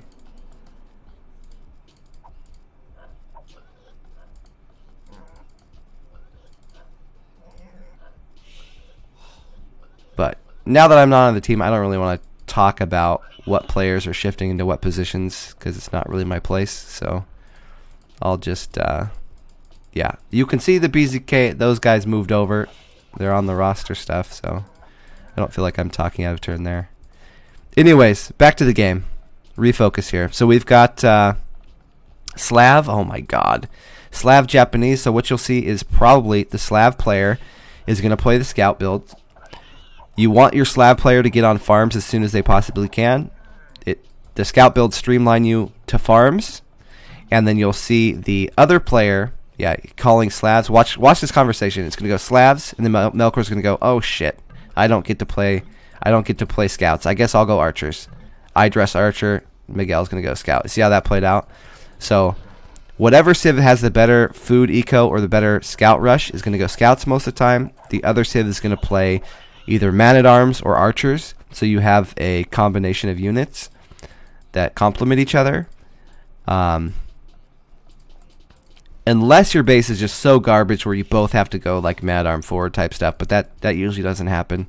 Usually you want to be playing with your ally.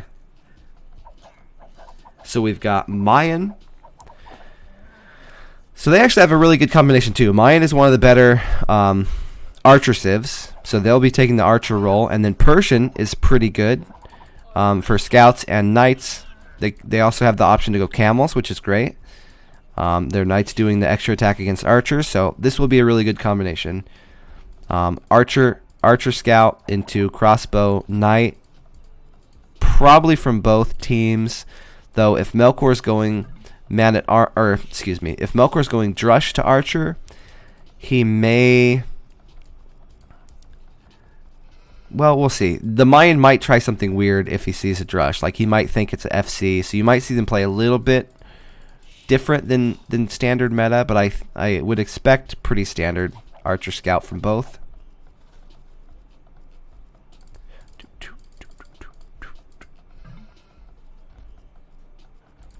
Yeah, that's fine. Nice getting those deers in. So that's going to help the scout build. Now you see the split. So he's splitting 9 on wood. And when you're scouting your opponent, look for 9 on wood. If you see a split lumber camp and 9 on wood, it is almost always going to be a scout rush that you're against. So when you watch Rex too, always try to identify like things that give away build orders. So not only look, like when you're trying to improve, obviously you want to download some expert Rex, but then you want to look at what gives away the build order they're doing. So you see, now he's doing the same thing. They're mirroring. Why are they mirroring? Because they're both the scout players. Over here, it's a slightly different.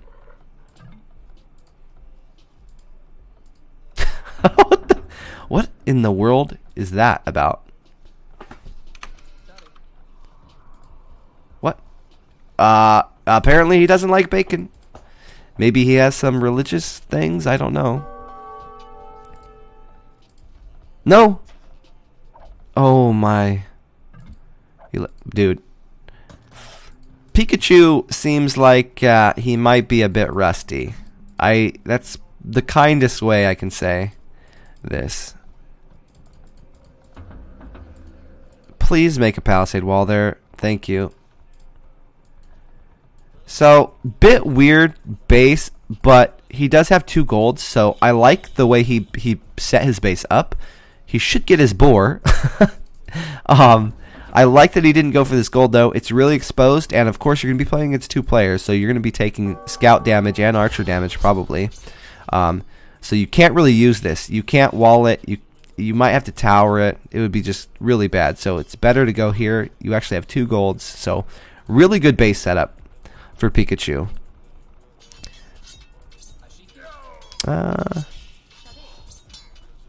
Good damage actually from Melkor. He's got it in a nice spot where the Vils can only attack like 1 at a time. So even though he's heavily outnumbered, in the actual fight, the damage going down, it's actually in favor of the militia there. So it's deceiving for green. He wants to keep fighting this. Yeah, Melkor's realizing how good that was for him. He's now super up. Going double range now. So I think since he's ahead of his opponent, you may see Melkor go straight to the other side.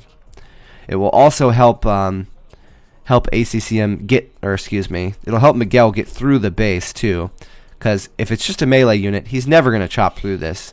You need to have that combination of a ranged unit with the melee unit. The ranged units will kill the Vils behind, the melee will keep attacking the wall. I like grabbing all those wolves. That's really smart. You can also lead it to the back of the map, so you can draw them, take your spearmen here, so that if it ever goes into a late game where there is markets being set up for trade, it's a nice way to kill some free Vils, drawing the stuff back there. Also, in team games, high-level team games, you'll see people place their scouts, like when their scout's going to die, even if it's low HP, because you can kill a Vil that's not being watched, and usually somebody will put their market down, and you can kill their Vil while they're macroing other stuff. So I think it might go that way. He might try to bring it back down to green, but a few different options here. Miguel, no walls in sight. I wonder if this is a pause or not. Am I still here?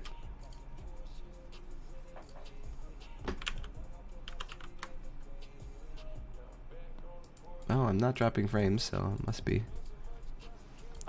must be all right.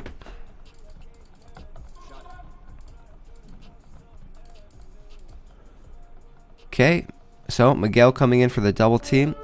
He is the scout player, so the scout player has more mobility. It's nice when they can be the one doubling the other side. So usually you see them get walled like ACCM is doing, and then they use their mobility to help their ally. Miguel is going to take damage because he's not walling, and he's not making spears. I think this is a bit sloppy by him. He's going to be fine, but definitely giving you don't want to give your opponent an opening to get a lead on you, and Miguel did. Not the best base, so you could see why. I mean, you could see why he's not trying to wall. It is difficult to wall this map, but he still should be, and at least make the spearmen. If you're not going to wall, you got to make the spearmen. Okay, so the wolves will go down to the other opponent. Archers coming in for Melkor now. Now they'll probably be pinging to combination. As Melkor's moving out, he wants to know where the opponent's scouts are. So they might be talking too. They might know that player one has eyes on purple scouts. You don't really want to be moving out with archers if you don't know where the other side scouts are, because they'll catch you out, at least in low numbers. Looks like he's trying to sneak around, look for a hole somewhere. Viscount Pikachu way behind. A lot of that due to the good drush of Matt.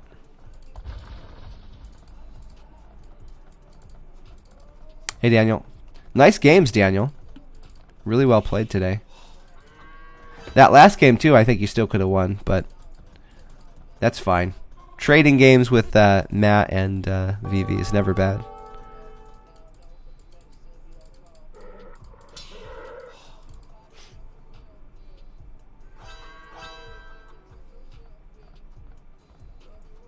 Oh, yeah. What Discernstead? Sorry.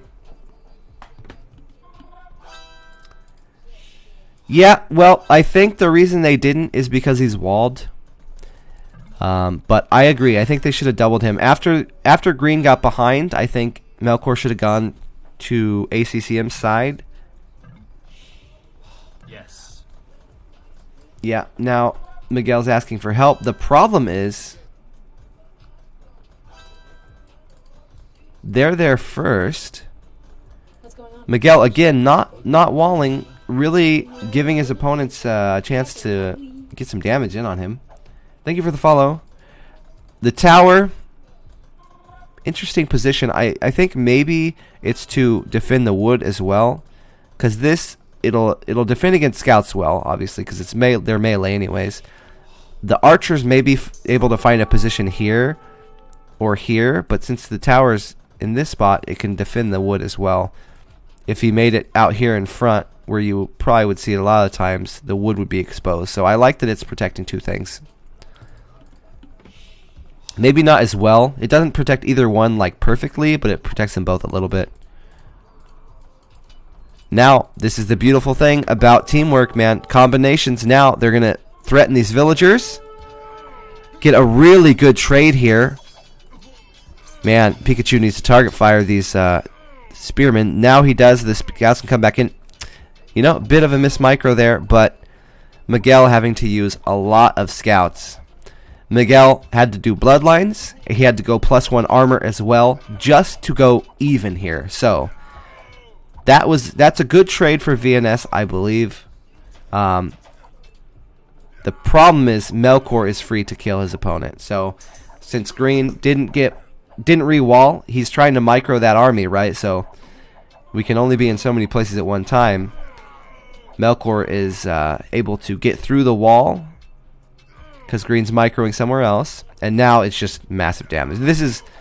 This is damage that you can't really come back from. ACC is, yeah, and Melkor mines GG, letting his ally know it's okay if you're behind. He knows they both hit him, but he's done full damage. Really good. Really nice when you get doubled and your ally can trade damage. This is how it's supposed to work. So, good job there. Green just not really playing too well this game. Maybe it's an off game for him. ACCM. Too stable, nothing too crazy. I don't think ACCM can really do much damage. Again, Miguel is Slav, so he's going to have a really good food eco, and he's got a ton of farms. So he can afford to add a lot of extra spearmen on to defend against knights. So it shouldn't really be too much of a problem. The problem would be if the knights got a big group and went to Melkor, but I think he's fine. This army's done its damage anyways. Even if he lost all this for free right now, he would still be just so far ahead. Yeah, playing off season. So that will get cleaned up now. Miguel up to the next stage. See if he adds Pike. He is going to do Pike. So he knows the only real way they lose is if this Knight army gets out of hand and he just dies instantly. So he will get the Pikeman upgrade. I love that upgrade, especially for Slavs. Their food income is so huge that it really doesn't hurt you to add all those extra little things that with other civs you might not.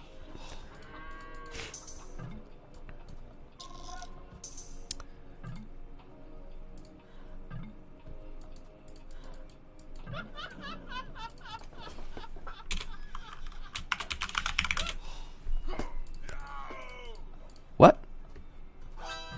Did he just delete? I think he deleted because he was getting housed.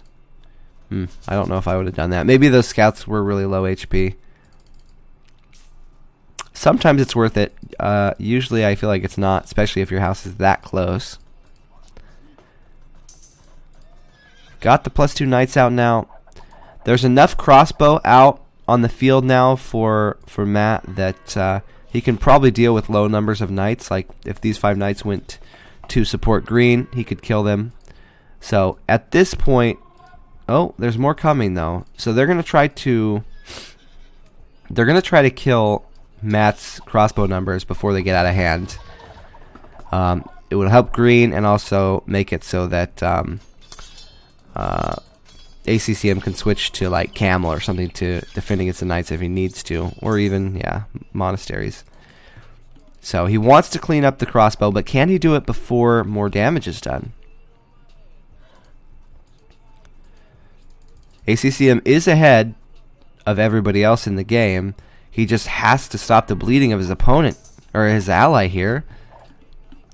It would be really great for him to clean this whole army up. I don't see it happening though. He just doesn't quite have enough yet. Although if green comes in, maybe he can. Matt's trying to, well, he needs to find a spot to hide. He'll probably hide there. No, not going to. Maybe there. It's nice to try and force your opponents into deleting their own buildings. So I would have tried the house, then over here, maybe get another house. That will get cleaned up. So now it's just if ACCM can defend, and he's got the camels to defend. He's doing a really good job here. I love it. Good positioning, keeping those knights from getting us around for a while, though now they will get us around, and adding stable and Miguel going forward with a monastery. So camels don't counter knights if you can't get enough camels out. GG called by VNS. Well played there. Green just having not the best game. Not doing his boar. Then he had, not the best trade against the militia. He should have noticed that. The way the militia were fighting, they had a better trade there. Matt kept getting more vills, and then, not re-walling. Over-microing over here, perhaps, and then not walling his base. So, well played there for the Heresy team.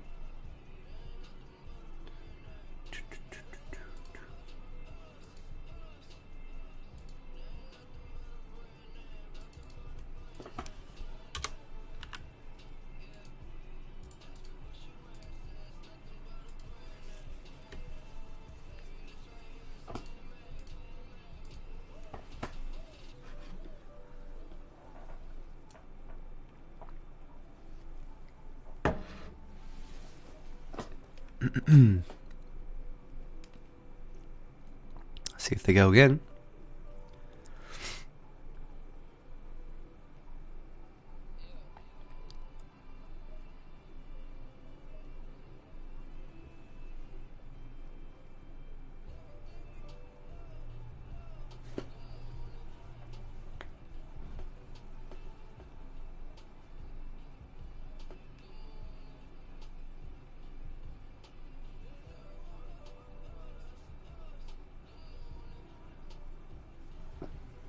Looks like they're going to get a 3v3. I don't know who's going to split for her. Although, is this... I forget who this is. Maybe one of the Vietnamese is going to play for Heresy. We'll see who goes. I guess the Arcano guy.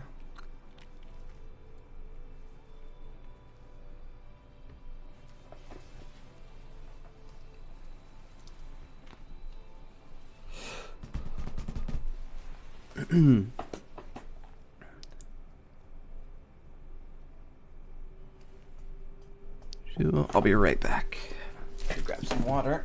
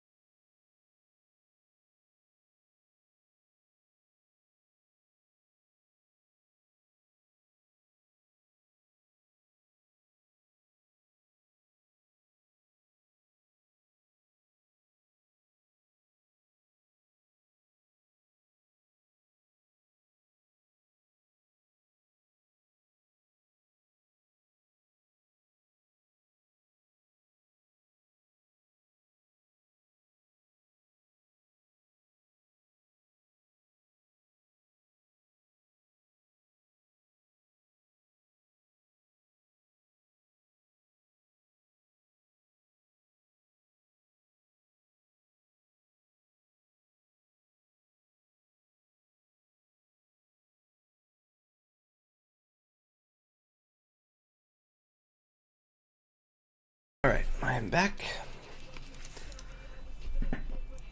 So they haven't launched it in yet. We have a second here. Looks like we lost a lot of viewers. Are you guys... Well, I guess they're gone, so we can't ask them now. Do you guys prefer 1v1s? Do you think that people would rather see the show match over these team games here? Maybe I thought the wrong way about this. God, my damn average is just not doing it.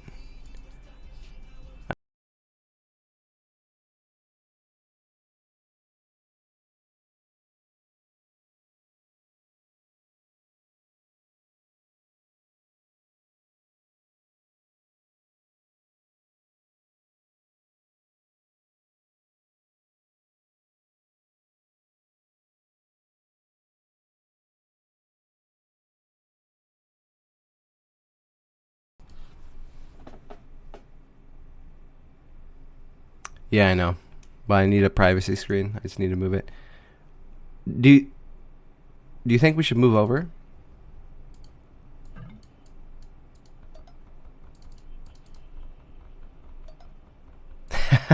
Oh yeah? Oh.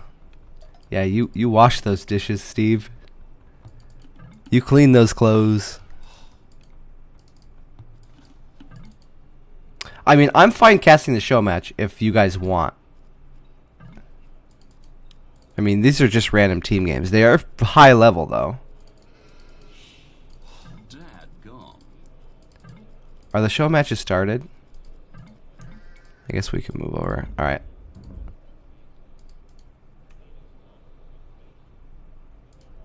Alright, let me move over to the other thing. Are they in...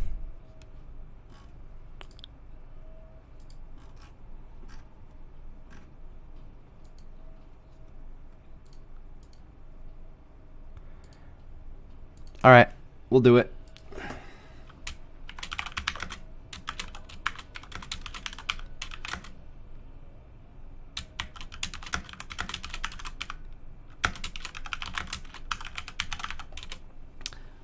Alright, let's fix this up, guys. They haven't started yet. Really unfortunate to lose the viewer counts. I know that it usually doesn't matter. I'm just really trying to get to partnered right now, and I'm literally within 1 viewer average. But I've streamed like 140 hours, so like I have to like really maintain. Let me see. You fix up the overlay, so we will be watching MBL and back. So these are going to be super good 1v1s. Super good. Let me fix up all of this stuff while we're waiting. They haven't launched in yet. Good map pool. A lot of different maps. Best of 7.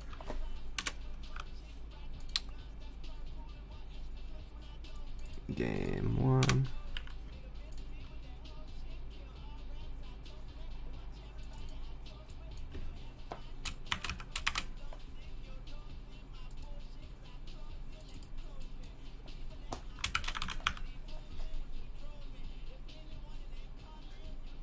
Ooh, you get to use a bobcat. That's fun.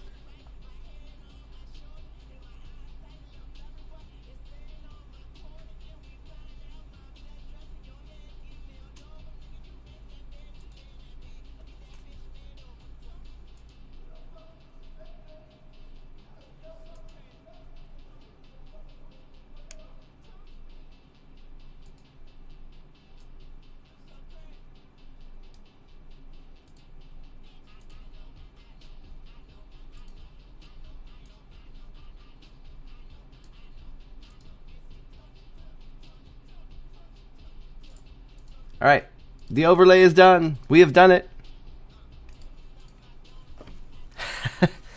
$500 today to run around in a bobcat. Awesome, dude. Heck yeah, sounds like a good deal to me.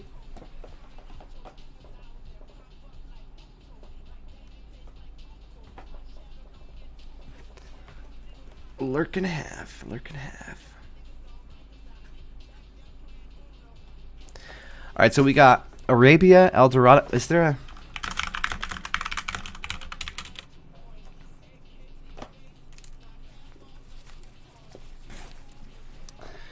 Arabia, El Dorado, Rehydration, Graveyards, Coast to Mountain. Interesting one, too. I like that.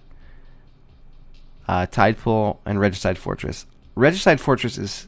I like that map because it's old. So we played tons of Regicide Fortress being an L-Clan. That was the L-Clan sponsor's favorite map. So there used to be shit tons of Regicide Fortress tournaments. So I like playing that. I guess that was like the arena back then. But it's better because it has hills and you're more spread out. So it's not just like... It's not only a build order designed to like get you a Treb out first or like something like different like that. It's actually, you're still playing like it's Age of Empires. It's not like it's a custom scenario like Arena feels like. But then Arabia, that's normal. El Dorado, gonna be pretty aggressive. Coast to Mountain is a weird map, so you can see a lot of different styles on that map. If I'm thinking of the right one, with the water at the one side, and you start, I think, with the Nomad start, if that's the right map. So that's going to be a cool...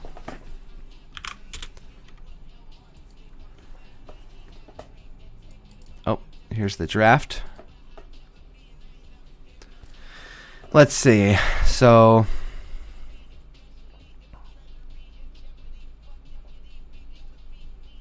Mongols for Coast to Mountain. El Dorado. Maybe Indian. Maybe Chinese. Mayan and Chinese can be used on Arabia or Regicide Fortress, which is really nice. I like MBL's draft a lot.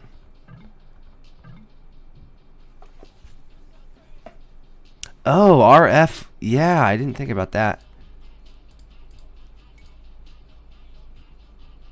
Oh, what the fuck?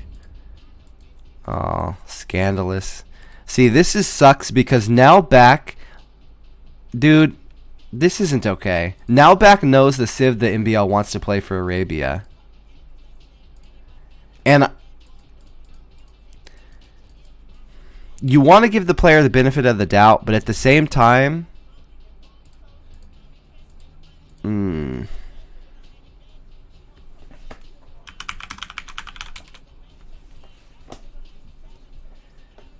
that's got to be really frustrating for MBL.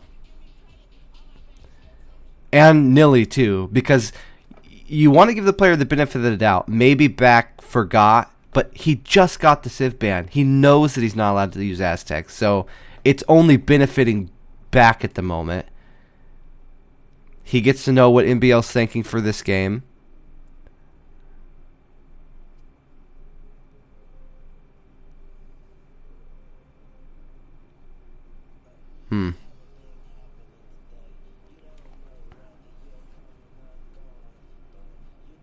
What?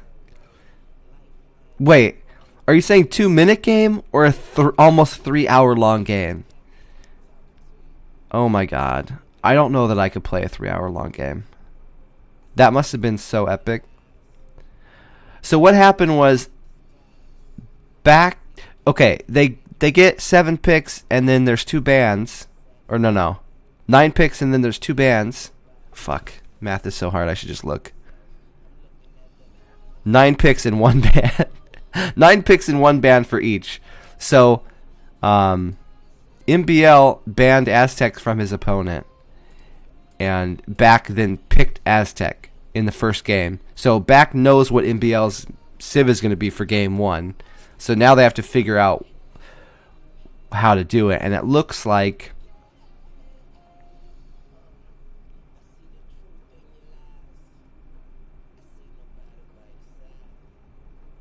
Wow, this is bullshit for MBL. So now Back gets to pick. Oh, this is so unfair because Incan is the best Civ against what MBL's picking. It's got high armor, high armor Eagles in Castle and Imp, and then a really good forward, and both of which are really hard for Berbers to deal with. So now Back just picks. It's bullshit.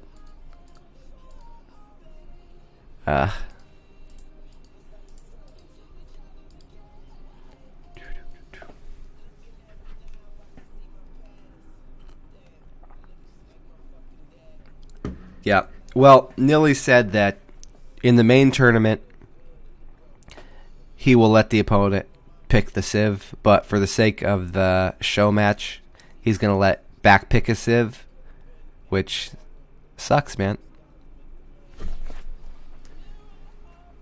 Back should be punished. If Back gets punished now, then he'll think twice next time, right? But if he keeps getting away with shit and it doesn't, if there's no accountability, then of course he's going to keep not doing that. He's done that multiple times too.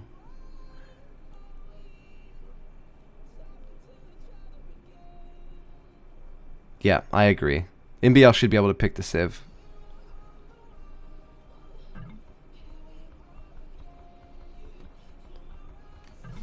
Yeah. Back shouldn't be allowed to see what MBL... Yeah, exactly. Back shouldn't be able to know what MBL Civ is going to be 100% and then get to pick a counter Civ. It's just... It's not fair. MBL should be able to pick a new Civ if he wants. Like, to lock it in like that is... it is what it is. Whatever. Let's just go on to the games. Great. Dude, maybe sometimes when you're in the right, the AoE gods just give you something. Beautiful map here for Berber. They want to play scout build. They want to play defensive, so he's got gold, wood, stone real close. Pretty easy walls. Really nice map for him. Let's see. Back. Not a bad base either. I mean, the gold is horrific. He'll have to defend the front of the gold. But can wall there pretty easily. It could be a good base, but I expect to see him going forward. If he is going forward, probably... MBL has a good base to defend.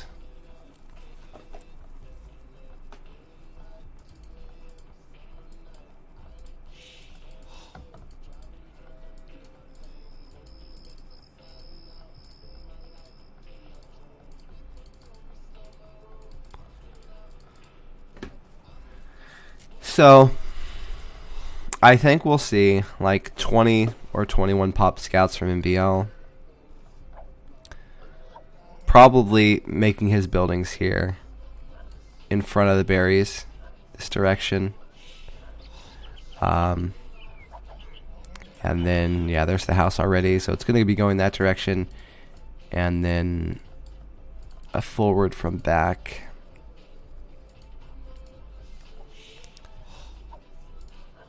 Getting the boars.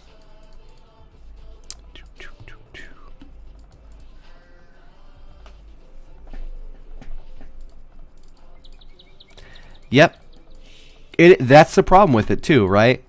I mean, he may have picked 2 mesosieves that weren't Mayan for Arabia and for El Dorado. But when you do shit like that, it makes people think, you know, is he doing it on purpose? Is he trying to get an advantage? Or is he actually just making an honest mistake? So it sucks for everybody because it might be an honest mistake, but then now everybody has to wonder, is Beck being shady or what? So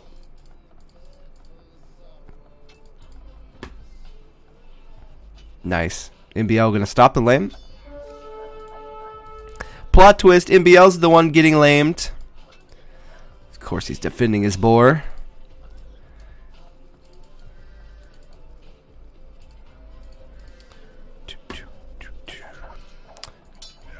Oh my god. Back almost won that fight by only 3 HP. MBL won. Holy shit. That was way closer than I thought it would be. MBL did have damage, I think, from the TC, and then had the hill advantage for a while, so Jesus. Wow, that was close.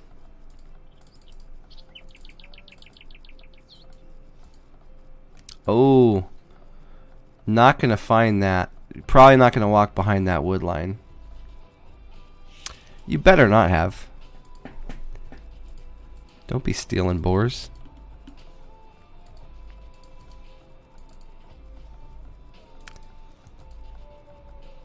The bear's in the house, eating all the honey. Nice. Getting the deer in. So this extra makes me think he's going to go scouts. He's not, or at least mad arm, something that he doesn't need to go forward for. If he was going to go forward, he would be scouting his opponent. This is, and he's trying to get an eco advantage because he's already got in his mind what build he's going into. This means nothing you can do is really going to change what I'm going to do. And I think with the Civ matchup, it makes sense.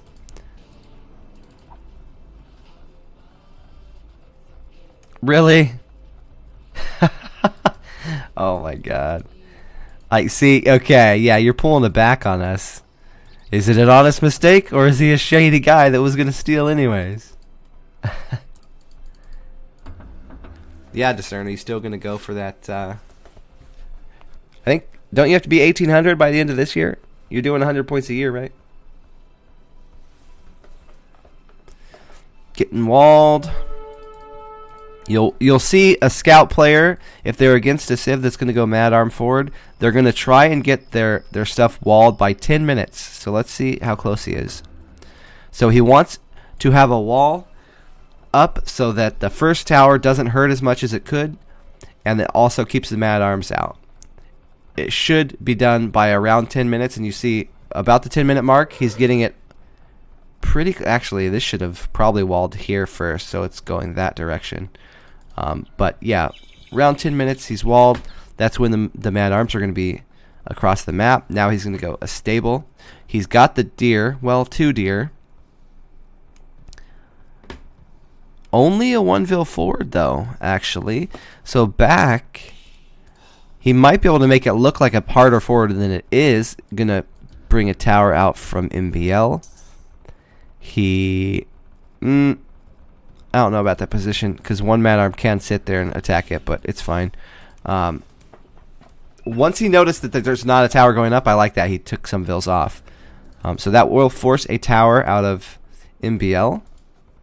If nothing else, even if that vill ran back to his base, at least he did force a tower, so he did do some damage. But forcing the tower will give him the opportunity to walk around. And you know what? Let's see how good... yeah, MBL goes to stone now. He knows, oh shit, there's going to be more towers. Back might try to tower that wood line. He's going to sneak all the way around. And I think MBL knows that. He saw the Vil moving, and he's looking at his wood line going, ah, shit. A tower right there would really suck. So now he has to go onto stone. So that Vil, just the sight of the Vil forced out so much damage. A tower, some idle time, and then 3 Vils onto stone, plus a mining camp. All of that because of a vision of 1 Vil. So you see the reactions of MBL. I think they're proper reactions. He is doing this correctly. He's defending the berries, and now he's going to defend the wood, but it is damage of a sort. Gold, nice farm count for back. So he's going in a very eco style of build here. He's not going like the all-in style you would usually think from Incan, where they're going heavy forwards and adding spears across the map. He's going for a very eco-based style.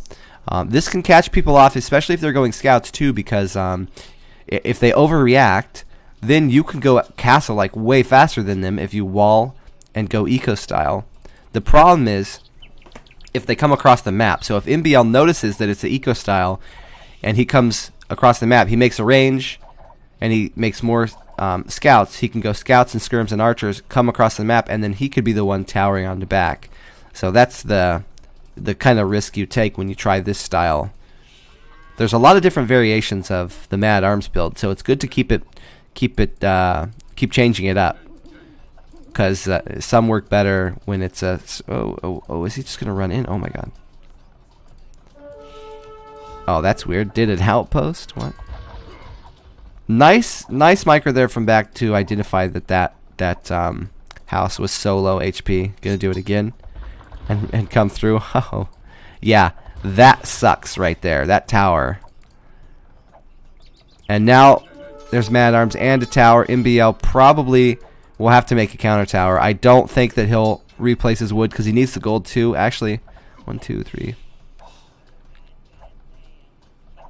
Well, actually, the gold is still safe to take, so maybe he will put the wood over here. If this reached the gold, I think that he will counter tower, but not sure yet. No damage in for him. Back going for that. He's going to go for the castle. He's going to try to get to castle without taking any damage. And he's doing a very good job so far.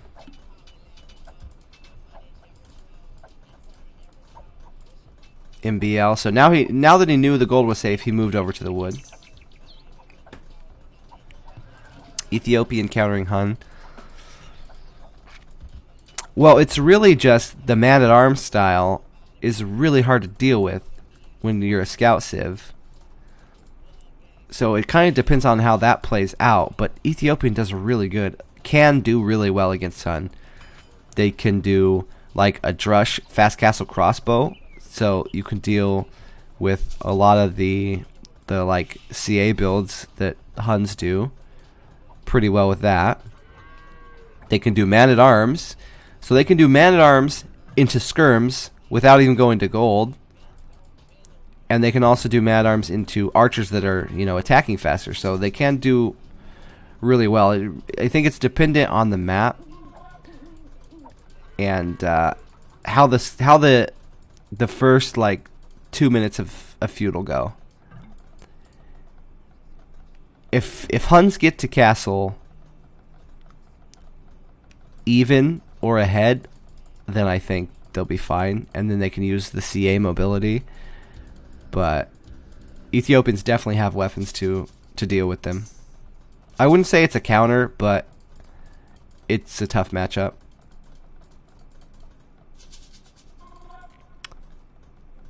Vil trying to escape.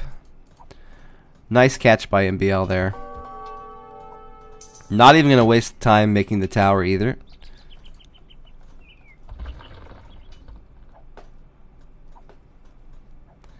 Skirm and free pike. Will you go mangonels then?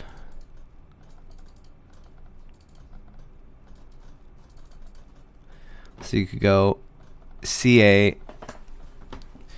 I mean, the free pike is nice, but they have to have the eco to go pike, right? So even if you are against Ethiopian, you can still go low numbers of knights and then make some CA, and then the CA kill the pikemen. I mean, the pikemen aren't the best unless you're only going knights and you don't make anything else. And they have to have the eco to do it. Eagle.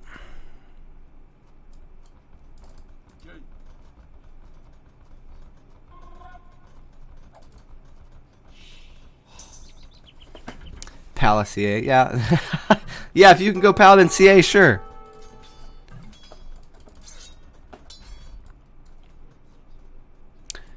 I like it. I like it. MBL immediately dropping a castle, so he'll be able to defend his base from any kind of all-in Castle Age shenanigans. He'll be able to go a mobile ranged unit. And he has a stable, so he can go like one stable knights and then camel archers and have a combo if he needs it. As it is, he'll probably just go only camel archer and ooh. Yeah, I would expect only camel archer. This is actually really not working out for back. I don't know the style. He didn't go hard enough. And the castle placement of MBL really protects him from the eagle all in, which is kind of what you think you're going to be going into if you're doing this eco style, because the whole point is that you're getting to castle first. So you're going to try to go like heavy eagle and kill them, but back is like not really upgrading eagles or any of that. He's just not really getting anything out of this, and the mobility of the camel archer is going to kill his eagles. He's going to try slow push with the mangonel. Not sure how this is going to work out for him. MBL already getting to that second TC. MBL is really playing well. He's really been improving.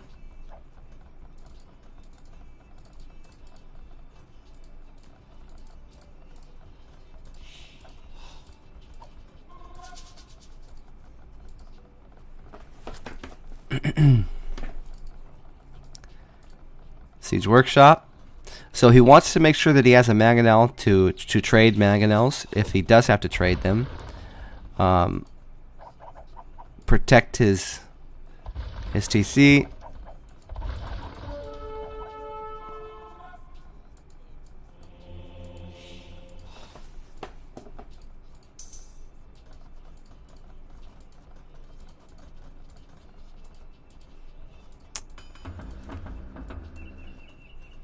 Fill count still in the lead for MBL. I don't think it's going to explode. I don't think it's going to keep getting higher because they are still on the same TC count. So they both only have 2.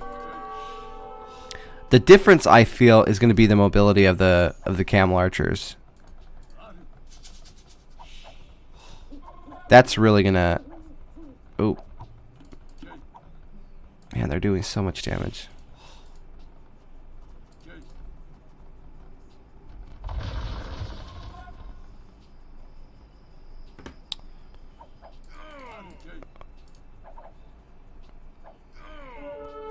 Good micro. He could still keep fighting. It looks like he doesn't want to take any. No touchy, no touchy. He doesn't want to take any damage here.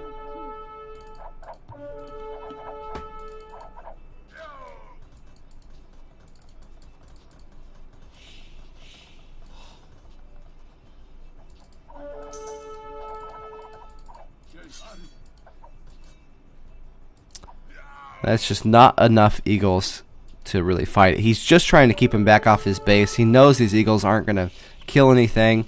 Usually you don't want to fight stuff like this because the camel archer player can keep microing, can keep killing this stuff. I do have the draft. I'll bring the draft up after. I can put the link in the chat if you want it now. There's a lot of different maps.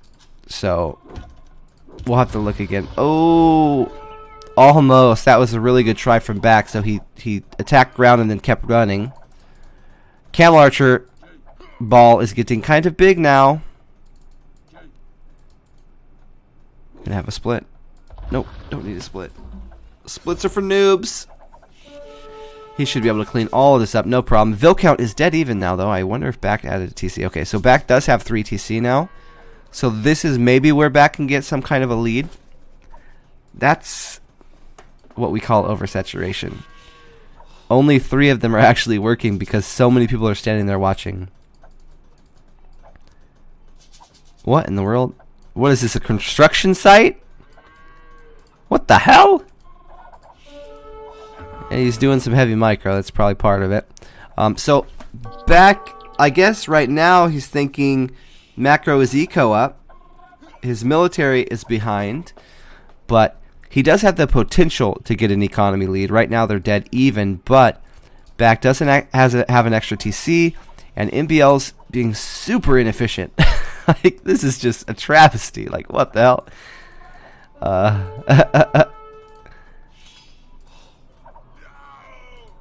Beautiful micro, though. A lot of that is due to him just having really good micro.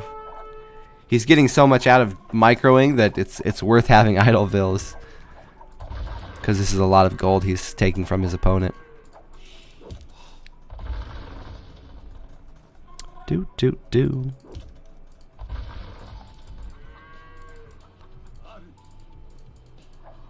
Well, MBL, though, does have the Vill lead. Does he? He's probably going to add a 3rd TC pretty soon. Maybe to the wood, it seems. Could also maybe TC this golden wood up here. Is going to go for that wood.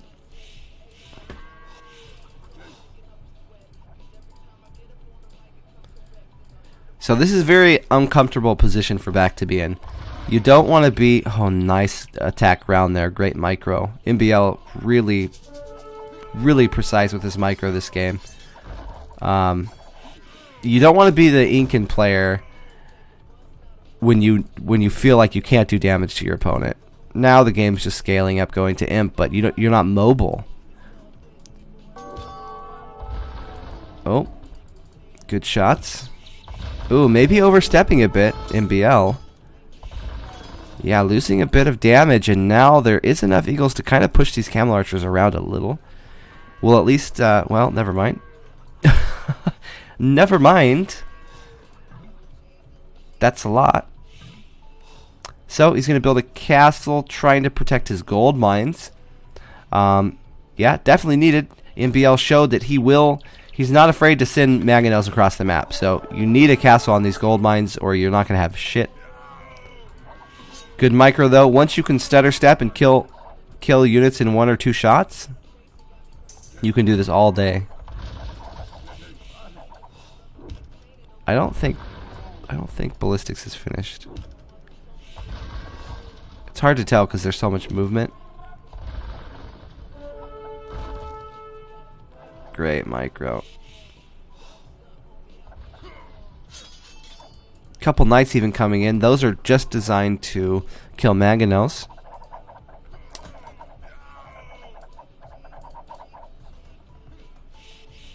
Well, Back's trying, but what can he really do? He wants to go Imp. Now that he has the castle, he might... Well, he can actually make another one. He'll probably make it on his other gold, yeah. So, if he's able to defend both golds with castles and keep a good amount of eco, he will be able to go into the high pierce armor eagles in Imp. So there is a win condition for him still. MBL, though, is just... His KDA is so big now, so he's really forcing so much economy out of his opponent that it might be a big enough lead, even if Back got to the Elite Eagles first. But as it is, MBL is actually going to be the one up. Yeah, Camel Archers are so strong. They have great micro because the attack animation is so small. They're deceiving. It feels like they're not going to do that much damage to regular units, but they really just crush.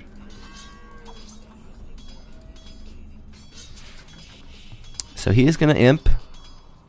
So he'll continue with Camel Archers. The other thing about Berbers, though, is that their stable units are cheaper, so he can go Cavalier to pair it with his Camel Archers, cheaper than any other Civ. So he does have a great combo. His biggest threat was the early pressure with towers and man-at-arms, if it was like a full all-in, if his base was really open. Luckily, he had a pretty good base. And then if his opponent gets Imp before him and gets to that Elite Eagle Warrior power spike when they're fighting only a Castle Age composition. So he's kind of got away from all that. So I feel like MBL should be able to play this game out. Interesting. Kameyuk. I would have thought he would just go gear towards the Elite Eagles, but he's actually going Kameyuk. Maybe afraid of Rams? Well, he's certainly afraid of Rams because he's even stonewalling his castle in. So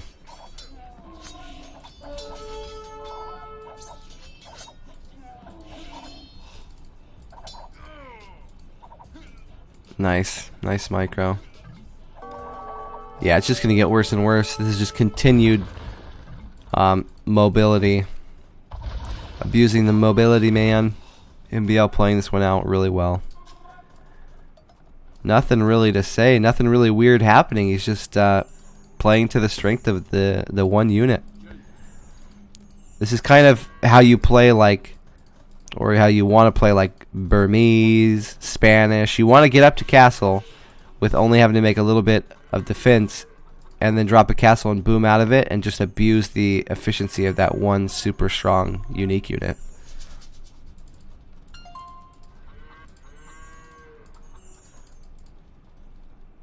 There's the Cavalier. Okay, so he is going to go Cavalier too.